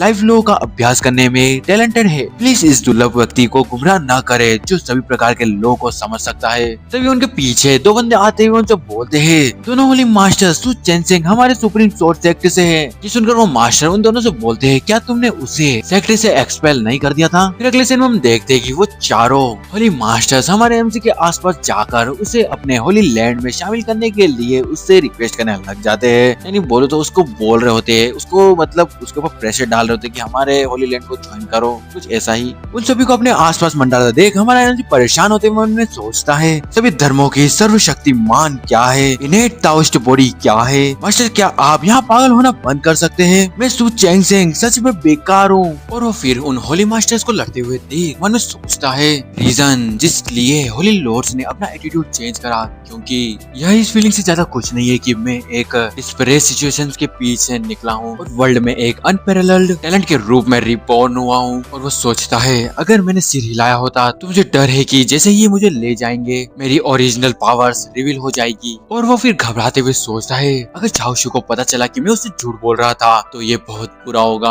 तब हम देखते हैं कि वो टकला मास्टर हमारे एमसी के पास आके उससे बोलता है छोटे दोस्त तुम क्या सोचते हो। ये सुनकर हमारे एमसी हैरान होते हुए उससे बोलता है हाँ आपने क्या कहा। फिर वो मास्टर हंसते हुए बोलता है अगर सु चेंग सिंह एग्री है तो मैं 1000 लोग और छोटे दोस्त को 1000 मशीन की सीक्रेट टेक्निक देना चाहूंगा। ये सुनकर बाकी मास्टर्स हैरान होते हुए मन में सोचते हैं ये आदमी बहुत चालाक है, कौन नहीं जानता कि 1000 सीक्रेट मेथड सिर्फ अगले होली लॉर्ड को ही पास की जा सकती है। वह सच में लोगों को दिलों को रिश्वत देता है। ये सुनकर हमारे एमसी बोलता है मुझे लगता है कि तभी वहाँ पर मौजूद मास्टर में से एक मास्टर बोलता है ये सिर्फ अगले होली लॉर्ड की पोजीशन है, क्या ये बहुत वैल्यूएबल नहीं है। जब तक कि चेन सिंह इच्छुक है मैं अब होली लॉर्ड के रूप में अपना पद छोड़ता हूँ। फिर दूसरी होली लॉर्ड भी बोलती है मैं तुम्हें फेरी वेपन्स देने के लिए तैयार हूँ। फिर तीसरी होली लॉर्ड बोलती है मैं सु चेन सिंह को होली लैंड के सभी रिसोर्सेज देने के लिए तैयार हूँ। उन सभी होली मास्टर्स की ये बातें सुनकर हमारे एमसी वहाँ पर परेशान हो रहा होता है। ये सभी होते देख जियाओ बोलती है लानत है, सु चेन सिंह मेरा एकमात्र प्यार है, मैं उन्हें इसके लिए लड़ने कैसे दे सकती हूँ। तभी भाई जी जियाओ से बोलती है पेशेंस रखो, क्या ये लोग सचमुच सोचते हैं कि वो सु चेंग सिंह को मोहित कर सकते हैं। हम ताइशांग शॉर्ट सेक्टर में ओरिजिनली तुमको ट्रेनिंग देने की सुविधा के लिए आए थे। ये चीज इमॉर्टल लॉर्ड्स के नजर में सिर्फ एक मजाक है। फिर जियो बोलती है अगर कोई दूसरा मोंग होता तो वह सब कुछ करने में एबल हो सकता था, लेकिन सु चेंग सिंह कभी भी ऐसा करने में एबल नहीं होता। तभी हम देखते हैं हमारा एमसी उनको लड़ते हुए देखता है और उनसे बोलता है क्यों। तभी वो लोग लड़ना बंद कर देते हैं और उनमें से एक होली लॉर्ड हमारे एमसी से बोलती है छोटे दोस्त सु, लेकिन सिर्फ हम झगड़ने पर ध्यान केंद्रित करते हैं जिससे मैं दुखी होती हूँ। तभी हम देखते हैं कि हमारा एमसी उन लोगों से बोलता है चेन सिंह उनकी सराहना करने के लिए सभी सीनियर्स का आभारी है, लेकिन प्लीज चेन सिंह को मना करने की अनुमति दे। और वो फिर दुखी होते हुए मन में सोचता है चीजें अच्छी चीजें हैं लेकिन मैं उन उनका आनंद लेने के लिए धन्य नहीं हूँ। तभी हम देखते हैं उन मास्टर में से एक मास्टर बोलता है, तो सु चेन सिंह कहाँ जा रहा है? तभी हमारे एमसी उनसे बोलता है, सुप्रीम स्वॉर्ड सेक्ट। ये सुनकर एक मास्टर हैरान होते हुए हमारे एमसी से बोलता है, क्यों तुम उन्हें सेक्ट से निकालने के लिए ब्लेम क्यों नहीं करोगे? तभी हमारे एमसी अपने दिल पर हाथ रखते हुए बोलता है, सिर्फ इसीलिए कि सुप्रीम स्वॉर्ड सेक्ट में ऐसे लोग हैं जिनसे हमेशा के लिए अलग नहीं हुआ जा सकता। ये सुनकर जियाओ और हमारे एमसी की मास्टर खुश हो जाती है। तभी हम देखते हैं जियो हमारे एमसी को देखते हुए मन में सोचती है, मैं सच में चेन सिंह की सबसे प्यारी पर्सन हूँ। हमारे एमसी को देखकर बाईजी सोचती है, मैं जानती थी कि सु चेन सिंह डेफिनेटली मॉडल चीजों का तिरस्कार करने में मेरे जैसा ही था। हम देखते हैं हमारे एमसी को जो मन में सोचता है, कुल मिला के मैं सुप्रीम स्वॉर्ड सेक्ट से फैमिलियर हूँ। दूसरी ओर supreme sword sect 10 holy lands में से पहला है। अगर तुम टाइड हक पर स्विच करना चाहते हो तो पॉसिबली ये बेटर होगा। हमारे एमसी की बात सुनकर भाई सुप्रीम स्वॉर्ड सेक्ट के डिसाइबल्स के तो अलग ही हरकतें चल रही होती है। तभी हम देखते हैं वो दोनों डिसाइबल हमारे एमसी के पास में आ जाते हैं। उनमें से एक डिसाइबल रोते हुए हमारे एमसी से बोलता है, चेन सिंह पिछली शिकायत के बावजूद आप बहुत उदार हो, आप सच में हमें शर्मिंदा करते हैं। ताइशंग जियानगोंग, अरे नहीं, वे डायनेस्टी में आपका होना देश के गौरव की बात है। उनकी बातें सुनकर हमारे एमसी बोलता है, दरअसल मैं इतना ग्रेट भी नहीं हूँ। दोस्तों यहाँ पर कहीं पे सुप्रीम स्वॉर्ड सेक्ट बोला है और तो कहीं पर ताइशंग स्वॉर्ड सेक्ट बोला है, तो अगर मैं दोनों में से कुछ भी बोलूं तो दोनों बात एक ही है ना। तभी हम देखते हैं हमारे एमसी का ये नेचर देखकर वो होली लॉर्ड खुश हो जाते हैं और एक होली लॉर्ड ताली बजाते हुए हमारे एमसी से बोलता है, हम्बली, और फिर वो वहाँ से जाते हुए बोलते हैं, सु चेन सिंह तो फिर उस मामले में किस्मत से दोबारा मिलेंगे। तभी हम देखते हैं कि वो लॉर्ड वहाँ से जाने लगते हैं और उनमें से एक लॉर्ड दूसरे लॉर्ड से बोलता है, तो इन नेट टाउस्ट बॉडीज में से सु चेन सिंह वह है जो सभी लॉस को समझ सकता है। इस रिक्रूटमेंट मीटिंग में ताइसन स्वॉर्ड सेक्ट ने डिसाइपल और प्रेस्टीज दोनों जीते। तभी हम देखते वो लेडी होली लॉर्ड उनसे बोलती है, आज जो हुआ की घटना के कारण ताइसन स्वॉर्ड सेक्ट को प्रेस्टीज की हानि उठानी चाहिए थी और सु चेन सिंह को खोने के कारण डायनेस्टी द्वारा अब उसका कोई महत्व नहीं रहा। अब सिचुएशन पलट गई है और आवाज भी तेज हो गई है। यह सच में लोगों को बहुत सोचने पर मजबूर करती है। तभी वो टकला मास्टर बोलता है, इसलिए क्या यह सब सुप्रीम स्वॉर्ड सेक्ट की होली लैंड की पोजीशन फिर से एस्टेब्लिश करने के लिए किसी ने जानबूझकर किया है? ये सुनकर वो लेडी बोलती है, यहाँ तक कि होली लॉर्ड ने भी यह साजिश रचने का साहस किया। और वो हमारे एमसी को देखकर बोलते हैं, हमने सच में इसे काम आगा। हम देखते हैं हमारा एमसी थोड़ा निराश होते हुए मन में सोचता है, अफसोस एक यूजलेस मैन के मॉडल के ढेर में लौटना और एक मेमने के भेड़िए के झुंड में शामिल होने के बीच कोई अंतर नहीं है। मैं बस तुम्हें गले लगाना चाहता हूँ और एक निकम्मा यंग मास्टर बनना चाहता हूँ। यह इतना कठिन क्यों है? तभी हम देखते हैं कि एक एल्डर झाओ के पास आते हुए उससे बोलता है, प्लीज मिस झाओ, आप अपनी आइडेंटिटी रजिस्टर कराने के लिए मेरे साथ सुप्रीम स्वॉर्ड सेक्ट में आए। उसके बाद हम देखते हैं कि झाओ हमारे एमसी को पकड़ कर उससे बोलती है, चेन सिंह मैं वापस जाऊंगी और वापस आ जाऊंगी। तभी हमारे एमसी को उसके पीछे से कोई बोलता है, चेन सिंह मास्टर तुम्हारे अच्छे इरादे को समझती है। हम देखते हैं ये हमारे एमसी की मास्टर होती है जो वहाँ आते हुए हमारे एमसी से बोलती है, तुमने अपना वेल्थ और टैलेंट को छुपाया और बहुत बदनामी झेली। यह सब मास्टर को एल्डर्स की काउंसिल के सामने अपनी प्रेस्टीज स्टेब्लिश करने और मास्टर की पावर और प्रेस्टीज को स्टेबलाइज करने में मदद करने के लिए है ना। ये सुनकर हमारा एमसी परेशान होते हुए मन में सोचता है, मेरा सच में ये मतलब नहीं है। मैं ये नहीं कह सकता है कि यह झाओ शिउ को सुप्रीम स्वॉर्ड सेक्ट का ट्रेजर पाने में मदद करने के लिए है। तभी हम देखते कि हमारे एमसी की मास्टर हमारे एमसी के सर पर अपनी उंगली से धीरे से मारते हुए उससे बोलती है, मुझे उम्मीद नहीं थी कि चेन सिंह तुम एक्टिंग में इतने अच्छे हो, तुम इसे मास्टर से भी छिपाने में कामयाब हुए। ये सुनकर हमारा एमसी घबराते हुए उसकी मास्टर से बोलता है, रुको मास्टर मेरे पास नहीं है, और उसके आगे वो बोलता। तभी उसकी मास्टर उससे बोलती है, इसे छुपाने की कोई जरूरत नहीं है, मास्टर तुम्हारे अच्छे इरादे को समझती है, तुम जैसे डिसाइबल के साथ मास्टर और क्या मांग सकती है। तभी हम देखते हैं वहाँ पर एक एल्डर आते हुए हमारे एमसी की मास्टर से बोलता है, लॉर्ड स्वॉर्ड मास्टर मुझे कुछ कहना है। हमारे एमसी की मास्टर बोलती है, कहो।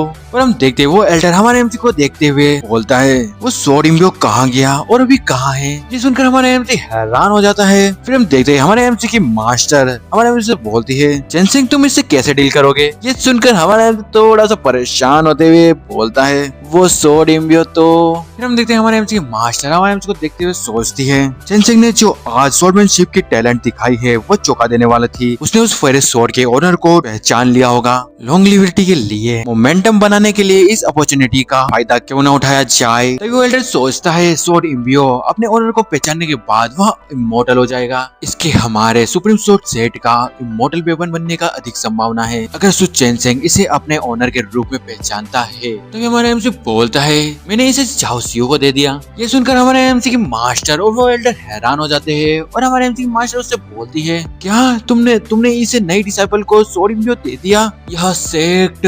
तभी हमारा एमसी उनसे बोलता है वो स्वॉर्ड इम्बियो ने झाओ शियो को अपने मास्टर के रूप में रिकॉग्नाइज कर लिया है। वो दोनों एक दूसरे के हार्ट से अच्छे से कनेक्ट हो गए हैं। आपको उसके बारे में फ्यूचर में चिंता करने की कोई जरूरत नहीं है। हमारे एमसी के कहने के बाद उन तीनों के बीच वहाँ पर सन्नाटा छा जाता है। फिर वो एल्डर बोलता है झाओ शियो ऑलरेडी मेरे ताई शांग स्वॉर्ड सेट का डिसाइपल है और स्वॉर्ड इम्बियो ने उसे अपने मास्टर के रूप में रिकॉग्नाइज कर लिया है। उसकी कल्टीवेशन फ्यूचर में लिमिटलेस होगी। फिर हमारे एमसी की मास्टर हमारे एमसी को देखते हुए मन में सोचती है सो क्या सू चेन सेंग इतनी टेरिफाइंग स्वॉर्डमैनशिप टैलेंट को खुद से पोजेस करता है। चेन सेंग तुमने कितनी स्ट्रेंथ को छुपा रखा है। तो हम देखते हैं वहाँ शिव आते हुए और खुश होते हुए हमारे एमसी से बोलती है चेन सेंग तुम और मैं अब एक ही सेक्टर में हैं। ये सुनकर हमारे एमसी से बोलता है बहुत बढ़िया। और वो मन में सोचता है और अभी से मेरी सुप्रीम स्वॉर्ड सेक्ट में सेफ्टी पूरी तुम पर डिपेंड करती है। अगले सीन में हम देखते कि हमारा एमसी उसके मास्टर से बोलता है मास्टर अब हमारा समय हो चुका है, हमें वापस से सेक्टर में जाना चाहिए। और वो मन में सोचता है रातें लंबी है और सपने बहुत है, अगर मैं नहीं गया तो मुझे यकीन है कि बाद में कुछ और होगा।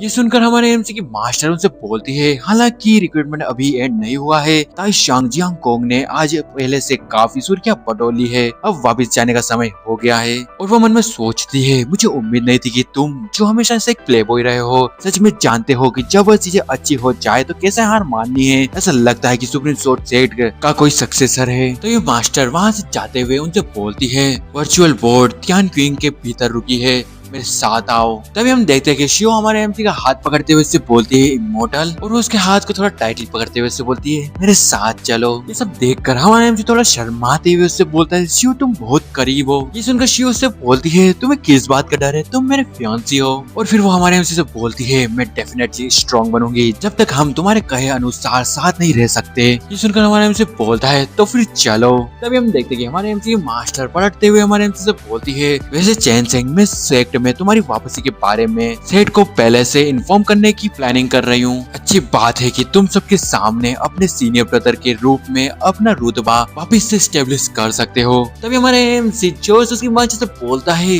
कोई जरूरत नहीं है। ये सुनकर हमारे एमसी के मास्टर उससे बोलती है लेकिन इसका चैंसिंग से कुछ लेना देना है, तुम्हारी प्रेस्टीज मिटा दी गई है। ये सुनकर हमारे एमसी उससे बोलता है मैं अपने पर्सनल लाभ के लिए हर किसी की ट्रेनिंग का समय कैसे बर्बाद कर सकता हूँ। इससे भी ज्यादा आपको प्रेस्टीज जैसी कोई चीज खुद ही वापस प्राप्त करनी होगी, तो चाहे आप कितने भी पॉपुलर क्यों ना हो तो यह सिर्फ एक एम्प्टी शेल बनकर रह जाएगा। अगर मैं बहुत सारे ब्लाइंड डिसेबल्स को अट्रैक्ट कर लूँ तो मैं बहुत परेशानी में पड़ जाऊंगा। तभी हम देखते हैं भाई सी बाहर आते हुए जी उसे बोलती है तुम क्या सोचती हो। तब हम देखते हैं जीव हमारे एमसी से बोलती है ये ऑब्वियसली एक एक्सक्यूज है। ये सुनकर हमारे एमसी शॉक हो जाता है और वो घबराते हुए बोलता है मैं बस। और वो इसके आगे बोलता है तभी शिव से बोलती है चेन सेंग बस जल्द से जल्द सेट में लौटना चाहता है। उसने देखा कि मैंने पहली चोटी पर उसके साथ रहना चुना। ये सुनकर हमारे एमसी मन में सोचता है फॉर्चुनेटली मैंने अभी तक कुछ नहीं किया है। और वो शिव से बोलता है शिव क्या तुम जानती हो कि अब सबसे इम्पोर्टेंट क्या है। ये सुनकर शिव बोलती है सबसे इम्पोर्टेंट। और फिर हमारा एमसी वहाँ से पलट जाता है और फिर शिव से बोलता है ये रिस्ट्रेन और लॉक की है। और वो मन में सोचता है क्या होगा अगर पॉपुलैरिटी बढ़ती है और ज्यादा डिसेबल को चैलेंज करने के लिए अट्रैक्ट करती है। ये सुनकर हमारे एमसी के मास्टर और शिव दोनों हैरान होते हुए मन में सोचती है मुझे मास्टर डिसेबल की अवेयरनेस इतनी ज्यादा होने की उम्मीद नहीं थी। हम देखते हैं हमारा एमसी वहाँ साइड में रोते हुए मन में सोचता है विलन बनना बहुत कठिन है। अगले दिन हम देखते हैं कि वो एक बहुत बड़ी पहाड़ी के कोने पर खड़े होते हैं। हम देखते हैं वहाँ पर एक बहुत बड़ी शिप आती है। फिर हमारे एमसी की मास्टर जियो से बोलती है हालांकि डेंचेंग स्वॉर्ड कल्टीवेटर एक सांस में हजारों मील की दूरी तय कर सकती है, लेकिन सड़क पर इसका यूज करना वास्तव में बर्बादी है। इसलिए लोग आमतौर पर बाहर जाते समय ट्रांसपोर्ट के साधन के रूप में इस प्रकार की वर्चुअल बोर्ड का यूज करते हैं। ये सुनकर जियो उससे बोलती है अच्छा ऐसा है। फिर हम देखते हैं हमारे एमसी को जो जियो को देखते हुए मन में सोचता है मुझे उम्मीद नहीं थी कि स्वॉर्ड सेट की फ्यूचर इम्प्रेस इतनी छोटी लड़की की एक्सप्रेशन दिखाएगी। तभी हमारा एमसी उसकी मास्टर से बोलता है मास्टर चाओ शिव ने अभी अभी एक हार्ड बैटल झेली है और उसे अच्छे आराम की जरूरत है। अगर करने के लिए कुछ नहीं है तो हम नए डिसेबल के रूप में लास्ट राउंड में जाएंगे। ये सुनकर शिव मन में सोचती है जल्दी रूम में वापस जाओ, अगर मेरी हिडन एनर्जी मेथड फेल हो गई तो मेरी ट्रू कल्टीवेशन इमीडिएटली डिस्कवर हो जाएगी। वो मेरे बारे में सोच रहा है, वो मेरी केयर करता है, वो मेरे लिए रियल है। तभी हमारे एमसी की मास्टर से बोलती है दरअसल वो खुद को न्यू कमर कहते हैं, बस इतना ही, तुम जाओ और आराम करो, जब हम सेक्ट में पहुंचेंगे तो मैं तुम दोनों को इन्फॉर्म करने के लिए किसी को भेजूंगी। फिर हम देखते हैं हमारे एमसी शिव का हाथ पकड़ते हुए उसे अंदर ले जा रहा होता है और बोलता है चलो अंदर। ये सुनकर शिव बोलती है ठीक है। तभी वो किसी को देखकर हैरान हो जाता है और वो सामने की ओर देखते हुए सोचता है जुहुआ क्या करना चाहता है। हम देखते जियो को जो मन में सोचती है जल्दी जाओ जल्दी जाओ। हम देखते हमारे एमसी को जाते देख जुहुआ मन में सोचता है कितनी टफ फाइट है, ये ऑब्वियसली कुचलने वाली है। उसने न सिर्फ अपने हारे हुए जनरल के घाव पे नमक नहीं डाला बल्कि मेरा भी सबके सामने सम्मान किया है। फिर वो अपनी मुट्ठी को बंद करते हुए सोचता है ऐसा मन, ऐसी मन स्थिति। और वो फिर हमारे एमसी से रोते हुए बोलता है सीनियर ब्रदर मैं आपके जितना अच्छा नहीं हूँ। पहले सीन में हम हमारे एमसी को रूम में देखते हैं जो कि बेड पर लेटते हुए बोलता है उफ अब मैं फाइनली आराम कर सकता हूँ। बाहर इतना शोर है, वर्चुअल बोट उड़ गई होगी। तभी हम देखते हैं कि उसके फेस पर कोई हाथ रखते हुए उससे बोलता है इमोर्टल। ये देखकर हमारा एमसी हैरान हो जाता है। हम देखते हैं ये शिव होती है जो हमारे एमसी के गोद में बैठी हुई होती है। हमारे एमसी से बोलता है जाओ शिव तुम। तभी उसकी नजर जाओ शिव के अरमानों में पड़ जाती है जिसको देखकर वो शर्माने लगता है। लेकिन अगले सीन में वो अपना फेस को दूसरी तरफ कर लेता है और मन में सोचता है प्लीज मैं भी एक ऑर्डिनरी मैन हूँ, मेरा इस तरह टेस्ट मत लो ठीक है। हमारे एमसी को इस तरह देखकर शिव मन में सोचती है पुरुष केवल उस महीने का सामना करने में शर्माएंगे जिससे वे प्यार करते हैं। मेरा फियांसी बहुत शर्मिला है जब वह फ्यूचर में इस तरह की हरकत करता है। तभी हम देखते हैं कि शिव एकदम से हैरान हो जाती है और वो हमारे एमसी के ऊपर गिर जाती है जिसे देखकर हमारे एमसी से बोलता है तुम्हारे साथ क्या गलत है। ये सुनकर जियो से बोलती है अचानक से मुझे चक्कर आने लगे। तभी हमारे एमसी उसको उठाकर वहाँ से ले जाते हुए उससे बोलता है तुमको थोड़ा चक्कर आ सकता है, बिस्तर पे वापस जाओ और अच्छे से आराम करो। और वो उसको ले जाकर बेड पर लेटा देता है। उसकी ये काइंडनेस देखकर शिव उससे बोलती है चैन सिंह तुम बहुत काइंड हो, थैंक यू। फिर हमारे एमसी से बोलता है अच्छे से रेस्ट करो, जब हम पहुंच जाएंगे मैं तुम्हें बुला लूंगा। फिर हम देखते हैं हमारे एमसी वहाँ से जाते हुए और शर्माते हुए सोचता है ये देखना कितना दुखद है कि हम देख तो सकते हैं लेकिन खा नहीं सकते।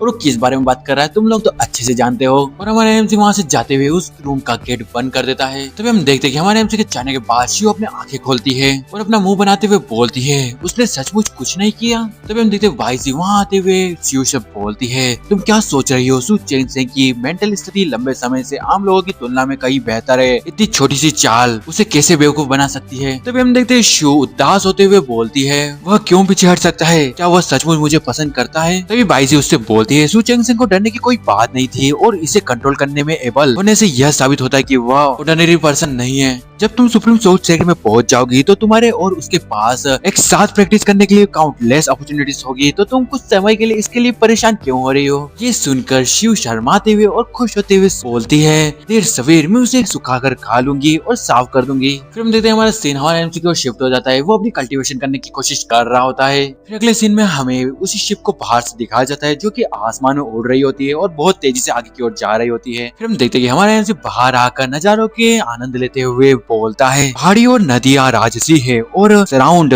स्पिरिचुअल मीनिंग से भरा है। ताइशांग शॉर्ट सेक्ट 10 होली लैंड्स में से पहला होने की वर्ती है। तभी हम देखते हैं कि हमारे एमसी के पीछे उसकी मास्टर आ जाती है जिसके बारे में हमारे एमसी को नहीं पता होता। तभी उसकी मास्टर उससे बोलती है चैन सिंह का सेक्ट के प्रति लव ट्रूली अमेजिंग है। जो आवाज सुनकर हमारा एमसी शॉक हो जाता है। तभी वहाँ पर मौजूद एक एल्डर बोलता है हमें स्पष्ट रूप से अपने सीनियर साथी इसाबेल के रूप में उनका सम्मान करता हूँ और उन्हें ऐसे भव्य दृश्यों को देखकर बहुत पहले ही थक जाना चाहिए था, लेकिन वह अभी भी मेरी बहुत प्रशंसा करते हैं जो सेट के प्रति उनके प्यार को दर्शाती है। उनकी ये बातें सुनकर हमारे एमसी परेशान होते हुए मन में सोचता है मैं ये नहीं कह सकता कि पिछले 10 सालों से मैं मुश्किल से ही बाहर रहा हूँ। तभी हमारे एमसी के मास्टर हमारे एमसी से बोलती है चैन सिंह क्या तुमको अभी भी वो नौकर याद है जिसे तुम खरीद कर लाए थे। ये सुनकर हमारे एमसी उससे बोलता है क्या मैंने ऐसा कभी कुछ किया था। तभी मास्टर उस लड़की के बारे में बताते हुए हमारे एमसी से बोलते हैं वह डिसाइपल कई सालों से फिजिकल ट्रेनिंग नहीं ले पाई है और जिस मास्टर के साथ वह ट्रेनिंग करती थी उसकी मौत हो चुकी है। मास्टर की प्रोटेक्शन के बिना मेरे सुप्रीम सोर्स सेक्ट में ट्रेनिंग जारी रखना वास्तव में कठिन है। ये सुनकर हमारे एमसी उसके मास्टर से बोलता है मोटल कल्टीवेशन वर्ल्ड बहुत क्रूर है, शायद मोटल वर्ल्ड उसके लिए ज्यादा सूटेबल है। फिर हमारे एमसी की मास्टर उससे बोलती है पिछले कुछ दिनों में मास्टर उसे सोर्स सेक्ट से बाहर भेजने की अपॉर्चुनिटी फाइंड कर रहे थे। तभी हमारा एमसी हैरान होते हुए मन में सोचता है क्या सिचुएशन है,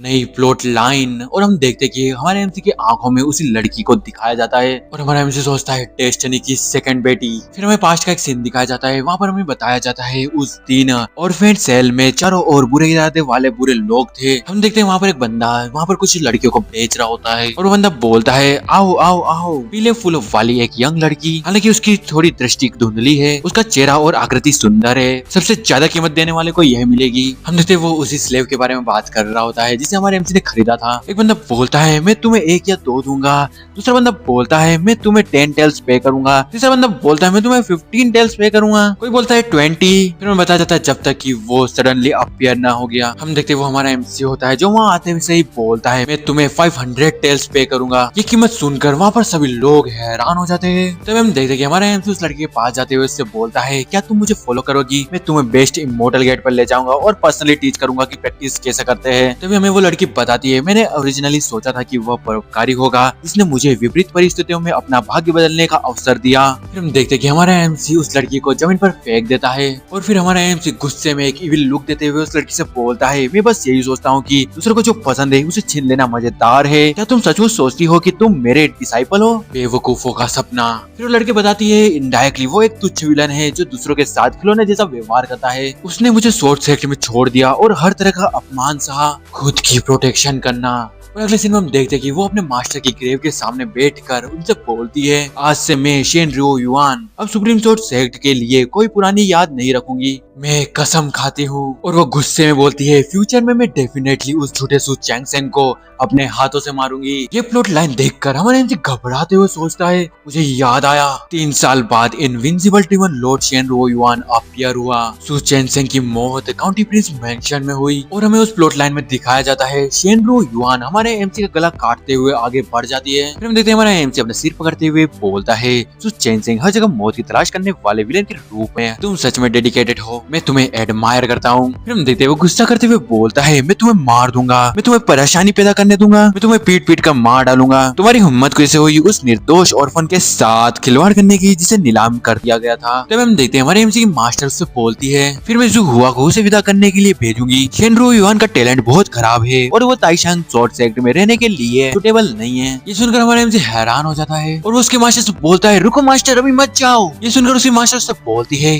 क्या हुआ? तभी हमारा एमसी उससे बोलता है मास्टर मैंने इस बारे में सोचा और मुझे महसूस हुआ कि इस मामले पर अभी भी सोचने की जरूरत है। और वो मन में सोचता है अगर आपने उसे सच में जाने दिया तो बस अपने डिसाइबल की लाश लेने की प्रतीक्षा करे। फिर हमारे एमसी की मास्टर उससे बोलती है क्या सोचना है? फिर हमारा एमसी उसकी मास्टर से बोलता है हम मॉन्क्स में से बहुत से ऐसे लोग हैं जो देर से अवेकन होते हैं, अगर एक जरा सी भी गलती के कारण हम कोई सा टैलेंट खो देते हैं तो क्या ये सुप्रीम सोर्ड सेट के लिए लॉस नहीं होगा? और वो मन में सोचता है दुनिया में कई डीमन मास्टर्स है जो मुसीबत में है लेकिन तुम्हारे प्रीशियस डिसाइपल को चाकू मारा जाना बहुत बड़ी बात है। ये सुनकर हमारे एमसी की मास्टर से बोलती है मुझे उम्मीद नहीं थी कि चेंजिंग शॉर्ट सेट के लिए इतना कंसिडर्ड होगा, इसलिए मैं तुम्हारी इच्छाओं का पालन करूंगी और कुछ समय के लिए इस मामले को अलग रख दूंगी। ये सुनकर हमारा एमसी मन में सोचता है प्लॉट लाइन वापस से नहीं दिखी, ऐसा लगता है कि डिजास्टर कुछ समय के लिए अवॉइड हो गया है। और वो अपना माथा पकड़ते हुए सोचता है एनीवे चलो और पहले शेनरियो युआन के टच में रहते हैं। डिमन गॉड को पूरे दावई कल्टीवेशन वर्ल्ड में कम्पीट करने में केवल 3 साल लगते हैं, अगर वो इस थाई को गले लगाता है तो क्या ये डबल इंश्योरेंस नहीं होगा? तभी हम देखते कि शिव वहाँ आते हुए हमारे एमसी से बोलती है चेंजिंग तुम किस बारे में सोच रहे हो? ये सुनकर हमारे एमसी से बोलता है यूर जुझाओ के ताइशांग जियांगोंग पहुंचने के बाद मुझे कुछ छोटी छोटी चीजों से निपटना है, तुम बाद में अपने कमरे को साफ करने के लिए डाउफेंग जा सकती हो, जहाँ पर मैं रहता हूँ वहाँ पर बहुत सारे गेस्ट रूम्स है, इसलिए तुम अपनी इच्छा के अनुसार उनमें से एक चुन लेना। ये सुनकर शिव खुश होते हुए हमारे एमसी से बोलती है सच में? हमारे एमसी बोलता है हाँ बिल्कुल। फिर वो हमारे एमसी से चिपकते हुए उससे बोलती है फिर मैं तुम्हारे बेडरूम में सोना चाहती हूँ। ये सुनकर हमारे एमसी से बोलता है जो भी तुम्हें पसंद हो। फिर हमें रियो युआन को दिखाया जाता है जो किसी घर के सामने खड़ी होती है और वो वहाँ पर बोलती है मास्टर अब से रियो युआन यहाँ एक लौती बच्ची है। तभी हम देखते हैं वहाँ पर कुछ बदमाश लड़के उस जगह का गेट लात से जोर से खोलते हुए अंदर आते हुए रियो युआन से बोलते हैं रियो युआन तुम्हारे मास्टर की डेथ हो चुकी है, फिर भी तुम ताइशांग शॉर्ट सेक्ट में रहने का साहस कैसे कर सकती हो? अभी यहाँ से बाहर निकलो, फ्यूचर में ये हमारी जगह होगी। तभी हम देखते हैं कि रियो युआन उनके सामने आते हुए उनसे बोलती है यह मेरे मास्टर का घर है, इसे कोई छीन नहीं सकता। तभी हम देखते हैं वो पर्सन रियो युआन पर अटैक करते हुए उससे बोलता है ऑब्वियसली बिना स्पिरिचुअल पावर के एक वेस्ट मेरे सामने बोलने की हिम्मत करता है। कहा इसे जिस पर्सन ने रियो युआन पर अटैक करा है जरा उसको गौर से देखो, मेरे को समझ में नहीं आ रहा ये लड़का है कि लड़की, तुम्हारी नजरें कहाँ पर हैं? फिर हम देखते हैं उस बंदे के अटैक के कारण रियो युआन जमीन पर गिर जाती है। फिर वो बंदा रियो युआन से बोलता है शेनरियो युआन क्या तुम जानती हो कि सीनियर ब्रदर वापिस आ चुके हैं और अब वो और ज्यादा क्रिपल नहीं है? हमारे एमसी के बारे में सुनकर रियो युआन मन में सोचती है क्यों मेरे मास्टर क्यों चले गए जो मेरी इतनी केयर करते थे, और वो कमीना अभी भी जिंदा है जिसने मुझे मेरे हाल पर छोड़ दिया था, अगर वो नहीं होता तो मुझे यहाँ पर धमकाया नहीं जाता। तभी हम देखते वो बंदा रियो युआन के बाल पकड़ते हुए उससे बोलता है ये मत सोचना कि सीनियर ब्रदर तुमको यहाँ बचाने के लिए वापिस बचाएंगे। सीनियर ब्रदर हेवन का प्राउड मैन है, तुम्हारे जैसा कूड़े का टुकड़ा कभी भी इसके वर्दी नहीं होगा। ये सुनकर रोरियान बोलती है मैंने नहीं, और वो मन में सोचती है मैं बस अच्छे से जीना चाहती हूँ, तुम लोग मेरे साथ ऐसा व्यवहार क्यों करते हो। ऐसा इसलिए था क्योंकि मैं अंधी थी और मैंने गलती से उस कम्युनिटी पर भरोसा कर लिया था, जिसके कारण मैं अपनी इस प्रेजेंट सिचुएशन में पहुंच चुकी हूँ। अगर मैं ट्रेनिंग कर सकती हूँ, अगर मैं काफी स्ट्रॉन्ग हूँ, मुझे इन लोगों को पूरे सुप्रीम सोर्ड सेक्ट के साथ एक साथ रखना होगा सभी। और अगले दिन में हम देखते कि वो शेन रुओ युआन को बुली करते हुए बोलते हैं, देखो ये कुत्ते की तरह कितना शर्मिंदा है। तभी दूसरी वाली डिसेबल बोलती है, सीनियर सिस्टर आपके पीछे। हम देखते हैं हमारे उसके पीछे कोई आ रहा होता है, तो मेरे को अब मालूम पड़ा ये बंदा नहीं बंदी है। तभी हम देखते हैं उसके पीछे हमारा एमसी खड़ा होता है, जो कि एक इविल लुक दे रहा होता है, जिसे देखकर वो लड़की घबरा जाती है। और वहाँ पर मौजूद वो डिसेबल सोच रही होती है इनडायरेक्टली सीनियर ब्रदर उसे फाइंड करने के लिए वापिस आए। अगर हम सीनियर ब्रदर को नाराज करते हैं तो हम वास्तव में खाने पीने के लिए असमर्थ हो जाएंगे। अगले दिन हम देखते हैं कि वो लड़की हमारे एमसी के सामने झुकते हुए उनसे बोलती है, मैं गलत हूँ, मुझे माफ कर दीजिए, फिर हम कभी भी ऐसा करने की हिम्मत नहीं करेंगे। फिर हमारे एमसी उनसे बोलता है, यहाँ से चले जाओ और याद रखना आज यहाँ पर जो भी हुआ है वो सारी बातें किसी के सामने मत कहना। हमारे एमसी के मुझे ये बात सुनकर वो लड़की हैरान हो जाती है और वो पीछे हटते हुए बोलती है, हाँ हाँ हम समझ गए। उनको देखकर हमारे एमसी सोचता है ये सिर्फ एक मैसेज है, वो इतना डरे हुए क्यों है। फिर हम देखते हैं वो लड़की बाहर जाने के बाद दूसरी लड़की से बोलती है,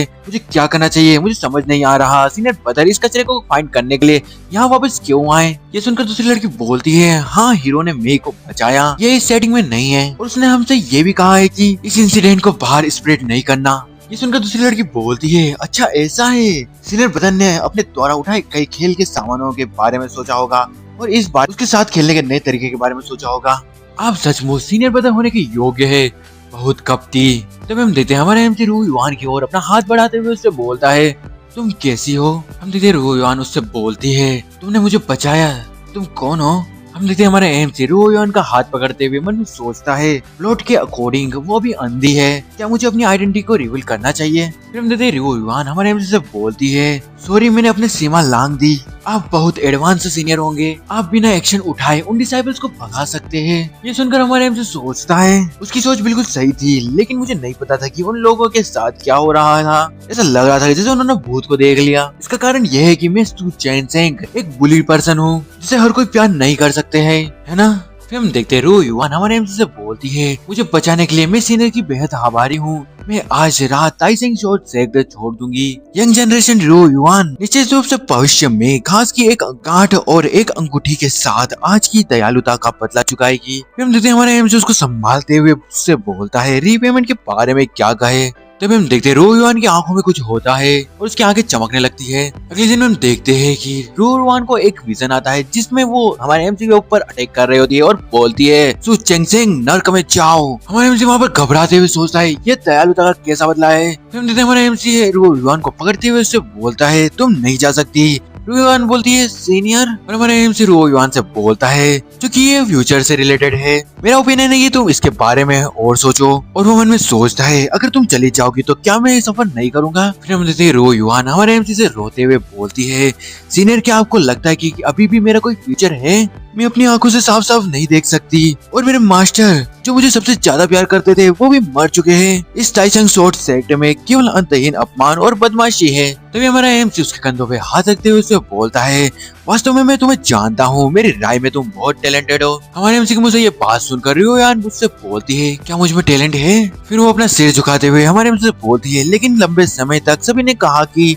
मैं यह नहीं कर सकती। और वो मन में सोचती है, सीनियर के पास बहुत ताकत है और उनके पास मुझसे झूठ बोलने का कोई कारण भी नहीं है, और मैं उन्हें कोई लाभ भी नहीं पहुंचा सकती। अगले दिन में हम देखते हैं कि हमारा एमसी उसका हाथ टाइटली पकड़ते हुए उससे बोलता है, चिंता मत करो, मैं तुम्हारा दोस्त हूँ, तुम्हें डरने की कोई जरूरत नहीं है। और वो मन में सोचता है, वैसे भी ये ऐसा है कि वह साफ साफ नहीं देख सकती, वो ये नहीं जानती कि मैं कौन हूँ। उसे पहले बड़ा होने का नाटक करना चाहिए और बात करने से पहले दूसरे व्यक्ति को स्थिर करना चाहिए। तभी हमारा एमसी रू युआन से बोलता है, वैसे क्या तुम्हारी आंखें खराब है। ये सुनकर रू युआन उससे बोलती है, खैर ये बचपन की पुरानी बीमारी है, इसके अलावा मेरी मदर इन लॉ की हाल ही में डेथ हो गई और मुझे बहुत दुख हुआ, लेकिन सीनियर इसकी चिंता मत करो। फिर हम देखते हैं हमारे एमसी रू युआन को एक एलेक्सा देते हुए उससे बोलता है, यह है किंग जोडेन जो तुम्हारी आंखों के लिए हेल्पफुल है, लेकिन एक गोली इसे ठीक नहीं कर सकती। इस दवा का इस्तेमाल लंबे समय तक करना होगा, मैं बाद में वापस आऊंगा। वो एलेक्सर पाकर रू युआन हमारे एमसी से बोलती है, सीनियर मुझे उम्मीद नहीं थी कि इस सुप्रीम सोर्ड सेक्ट में मेरी मदद मदर इन लॉ के अलावा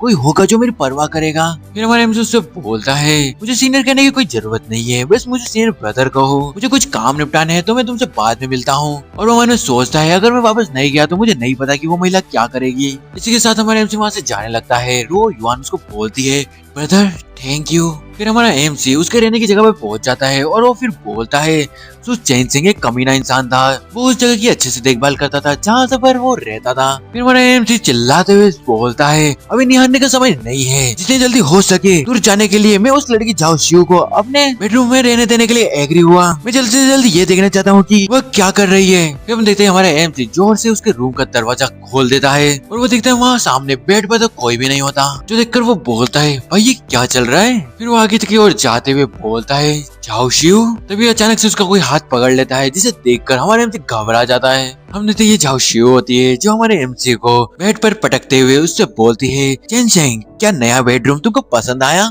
झाओ शिव को इस तरह देखकर हमारे एमसी मन में सोचता है झाओ शिव आफ्टर ऑल मैं भी सर्विस में तुम्हारा मास्टर हूँ, तुम हमेशा मुझ पर हावी होने के लिए दबाव क्यों डालना पसंद करती हो, क्या यह किसी प्रकार का अजीब एक्सपीरियंस है। फिर हमारा एमसी झाओ शिव से बोलता है हालांकि मैंने तुम्हें अपने बेडरूम में सोने के लिए प्रॉमिस किया था, लेकिन ये अरेंजमेंट। तभी हम देखते हैं झाओ शिव एक अजीब सा फेस बनाते हुए हमारे एमसी से पूछती है क्या ये तुमको पसंद नहीं आया। ये देखकर हमारे एमसी घबराते हुए उससे बोलता है एक मास्टर के रूप में मुझे ये बहुत पसंद आया। ये सुनने के साथ ही झाओ शिव हमारे एमसी से चिपकते हुए उससे बोलती है बढ़िया ये तुम्हें पसंद आया, अब से हम दोनों यहीं सोएंगे। ये सुनकर हमारा एमसी शॉक हो जाता है। फिर हमारा एमसी परेशान होते हुए मन में सोचता है अगर आज रात हम दोनों एक साथ सोएंगे तो क्या इसका मतलब ये होगा कि हमारी ट्रू कल्टीवेशन लेवल एक्सपोज हो जाएगी। झाओ शिव द्वारा मेरे साथ कुछ अमानवीय चीजें की प्रतीक्षा करने के बजाय अब मुझे क्यों नहीं मार देते। तभी हमारा एमसी उठते हुए झाओ शिव से बोलता है नहीं नहीं नहीं, मैं सिर्फ तुम्हें अपने बेडरूम में सोने देने के लिए एग्री हुआ हूँ, साथ में सोने के लिए नहीं। फिर वो बेड से उतर कर वहाँ से जाते हुए उससे बोलता है तुम यही आराम करो, मैं एक कमरा साफ कर दूंगा। फिर हम देखते हैं झाओ शिव अपने कपड़े उतारने लग जाती है, हमारा एमसी वहीं पर ही रुक जाता है और फिर झाओ शिव हमारे एमसी के पास जाकर उसको पकड़ते हुए उससे बोलती है चलो मामले को सुलझाए और मैं देखूंगी कि क्या तुम फ्यूचर में मेरे साथ चालाकी करने की हिम्मत करते हो। फिर अगले सीन में हम देखते हैं कि वो हमारे एमसी को किस करने जा रही होती है और उन दोनों के बीच किस हो पाती है। तभी पाइसी वहाँ पर बीच में आते हुए झाओ शिव से बोलती है मुझे ये फेमिलियर एटमॉस्फेयर फील हुआ और वो फिर झाओ शिव से बोलती है यू आर वो ट्रेजर जो तुम्हारी फिजिक्स को ठीक कर सकता है, वो सच में इस सेट के अंदर है। हम पीछे हमारे एमसी को देखते हैं वो जो अपनी एक चैन की सांस ले रहा होता है। फिर हम देखते हैं हमारे एमसी बाईजी की ओर देखते हुए मन में सोचता है ऐसा लगता है कि बाईजी की बुद्धि और ताकत ठीक हो रही है, बोलने का तरीका भी इस जमाने के अकॉर्डिंग होने लगा है। तभी हम देखते हैं शिव हमारे एमसी से चिपकते हुए उससे बोलती है चैन सिंह मुझसे कभी भी झूठ नहीं बोलेगा क्योंकि हम लंबे समय से एक दूसरे से प्यार करते हैं। फिर हमारे एमसी उससे बोलता है जब तुम एक बार स्वॉर्ड मास्टर बन जाओगी तो तुम स्वॉर्ड मास्टर के सीक्रेट टॉम में एंटर करने के लिए एलिजिबल होगी, तब तक यूर की फिजिक्स प्रॉब्लम महज एक आसान टुकड़ा बनकर रह जाएगी। ये सुनकर बाईजी बोलती है तुम्हें स्वॉर्ड मास्टर बनने की जरूरत क्यों है, टाइसन स्वॉर्ड सेक्ट बहुत सारे सैनिकों और जनरलों से भरा हुआ है, जब तक तुम और मैं यहाँ है हम इस सेक्ट को आसानी से मिटा सकते हैं। ये सुनकर हमें उनको रोकते हुए बोलता है रुको रुको रुको तुम ऐसा नहीं कर सकती। ये सुनकर बाईजी बोलती है क्यों कल्टीवेशन वर्ल्ड में कमजोरों के लिए ताकतवरों का शिकार बनना, लोगों को मारना और ट्रेजर पर कब्जा करना आम बात है। इससे भी ज्यादा स्वॉर्ड मास्टर सिर्फ समुद्र के माध्यम से टूट गया, सीनियर आप उसे आसानी से कुचल सकते हैं। यह सुनकर हमारे हमसे बोलता है समुद्र तोड़ने वाले क्षेत्र को कुचल दो, तुम किसके बारे में ज्यादा सोचती हो। और वो मन में सोचता है अगर मैं सच में एक्शन लेता हूँ तो क्या यह रिवील नहीं हो जाएगा कि मैं बेकार हूँ। फिर हमारे हमसे उन दोनों से बोलता है इस मामले पर अभी भी विचार करने की जरूरत है और प्रक्रिया का अभी भी पालन किया जाना जरूरी है। और वो मन में सोचता है मुझे क्या करना चाहिए, बाईजी का ये आइडिया ड्रॉप आउट करवाने के लिए मैं क्या कर सकता हूँ। फिर हम देखते हैं बाईजी शिव से बोलती है हमें इस पर और ज्यादा सोच विचार करना चाहिए। फिर बाईजी सोचती है मैं समझती हूँ ये कारण और भी प्रभाव होना चाहिए, कारण और प्रभाव को परेशान करना और हेवन की सिगरेट्स को नुकसान पहुँचाना ये डेफिनेटली हमें नुकसान पहुँचाएगा। फिर बाईजी हमारे हमसे से बोलती है जैसा कि एक सीनियर से उम्मीद की जा सकती है विचारशील, लेकिन मैंने बहुत कम सोचा। उसे इस तरह देख हमारे हमसे मन में सोचता है उसे क्या दिक्कत है, मुझे क्या दिक्कत है। फिर अगले दिन में हम देखते हैं कि बाईजी झाओ को शिव को वहाँ से ले जाते हुए हमारे हमसे से बोलती है ये जूनियर झाओ को अपने दायरे को स्थिर करने के और जितनी जल्दी हो सके स्वॉर्ड मास्टर की पद पर चढ़ने के लिए ले जाएगी। वो डेफिनेटली अपने सीनियर के इरादों पर खरी उतरेगी। झाओ शिव को वहाँ पर बोल रही होती है रुको मैंने नहीं कहा है। फिर भाई जी झाओशी उसे बोलती है अब तुम्हारी टॉप प्रायोरिटी कल्टीवेशन है। झाओशी हमारे एमसी से बोलती है चैन से रात में यहाँ से भाग मत जाना। अगले दिन हम देखते हैं कि हमारा एमसी उन दोनों के जाने के बाद शांति से अपने बेड पर बैठ जाता है और बोलता है आखिरकार इस पर काबू पा लिया गया। अगला और वो बोलता है चलो शेनरो युआन के टैलेंट प्रॉब्लम को हल करने के लिए एक तरीका खोजे। कल्टीवेशन प्रैक्टिस के हजारों तरीके हैं और डिमंस को कल्टीवेशन के अलावा दूसरे तरीके भी होना चाहिए।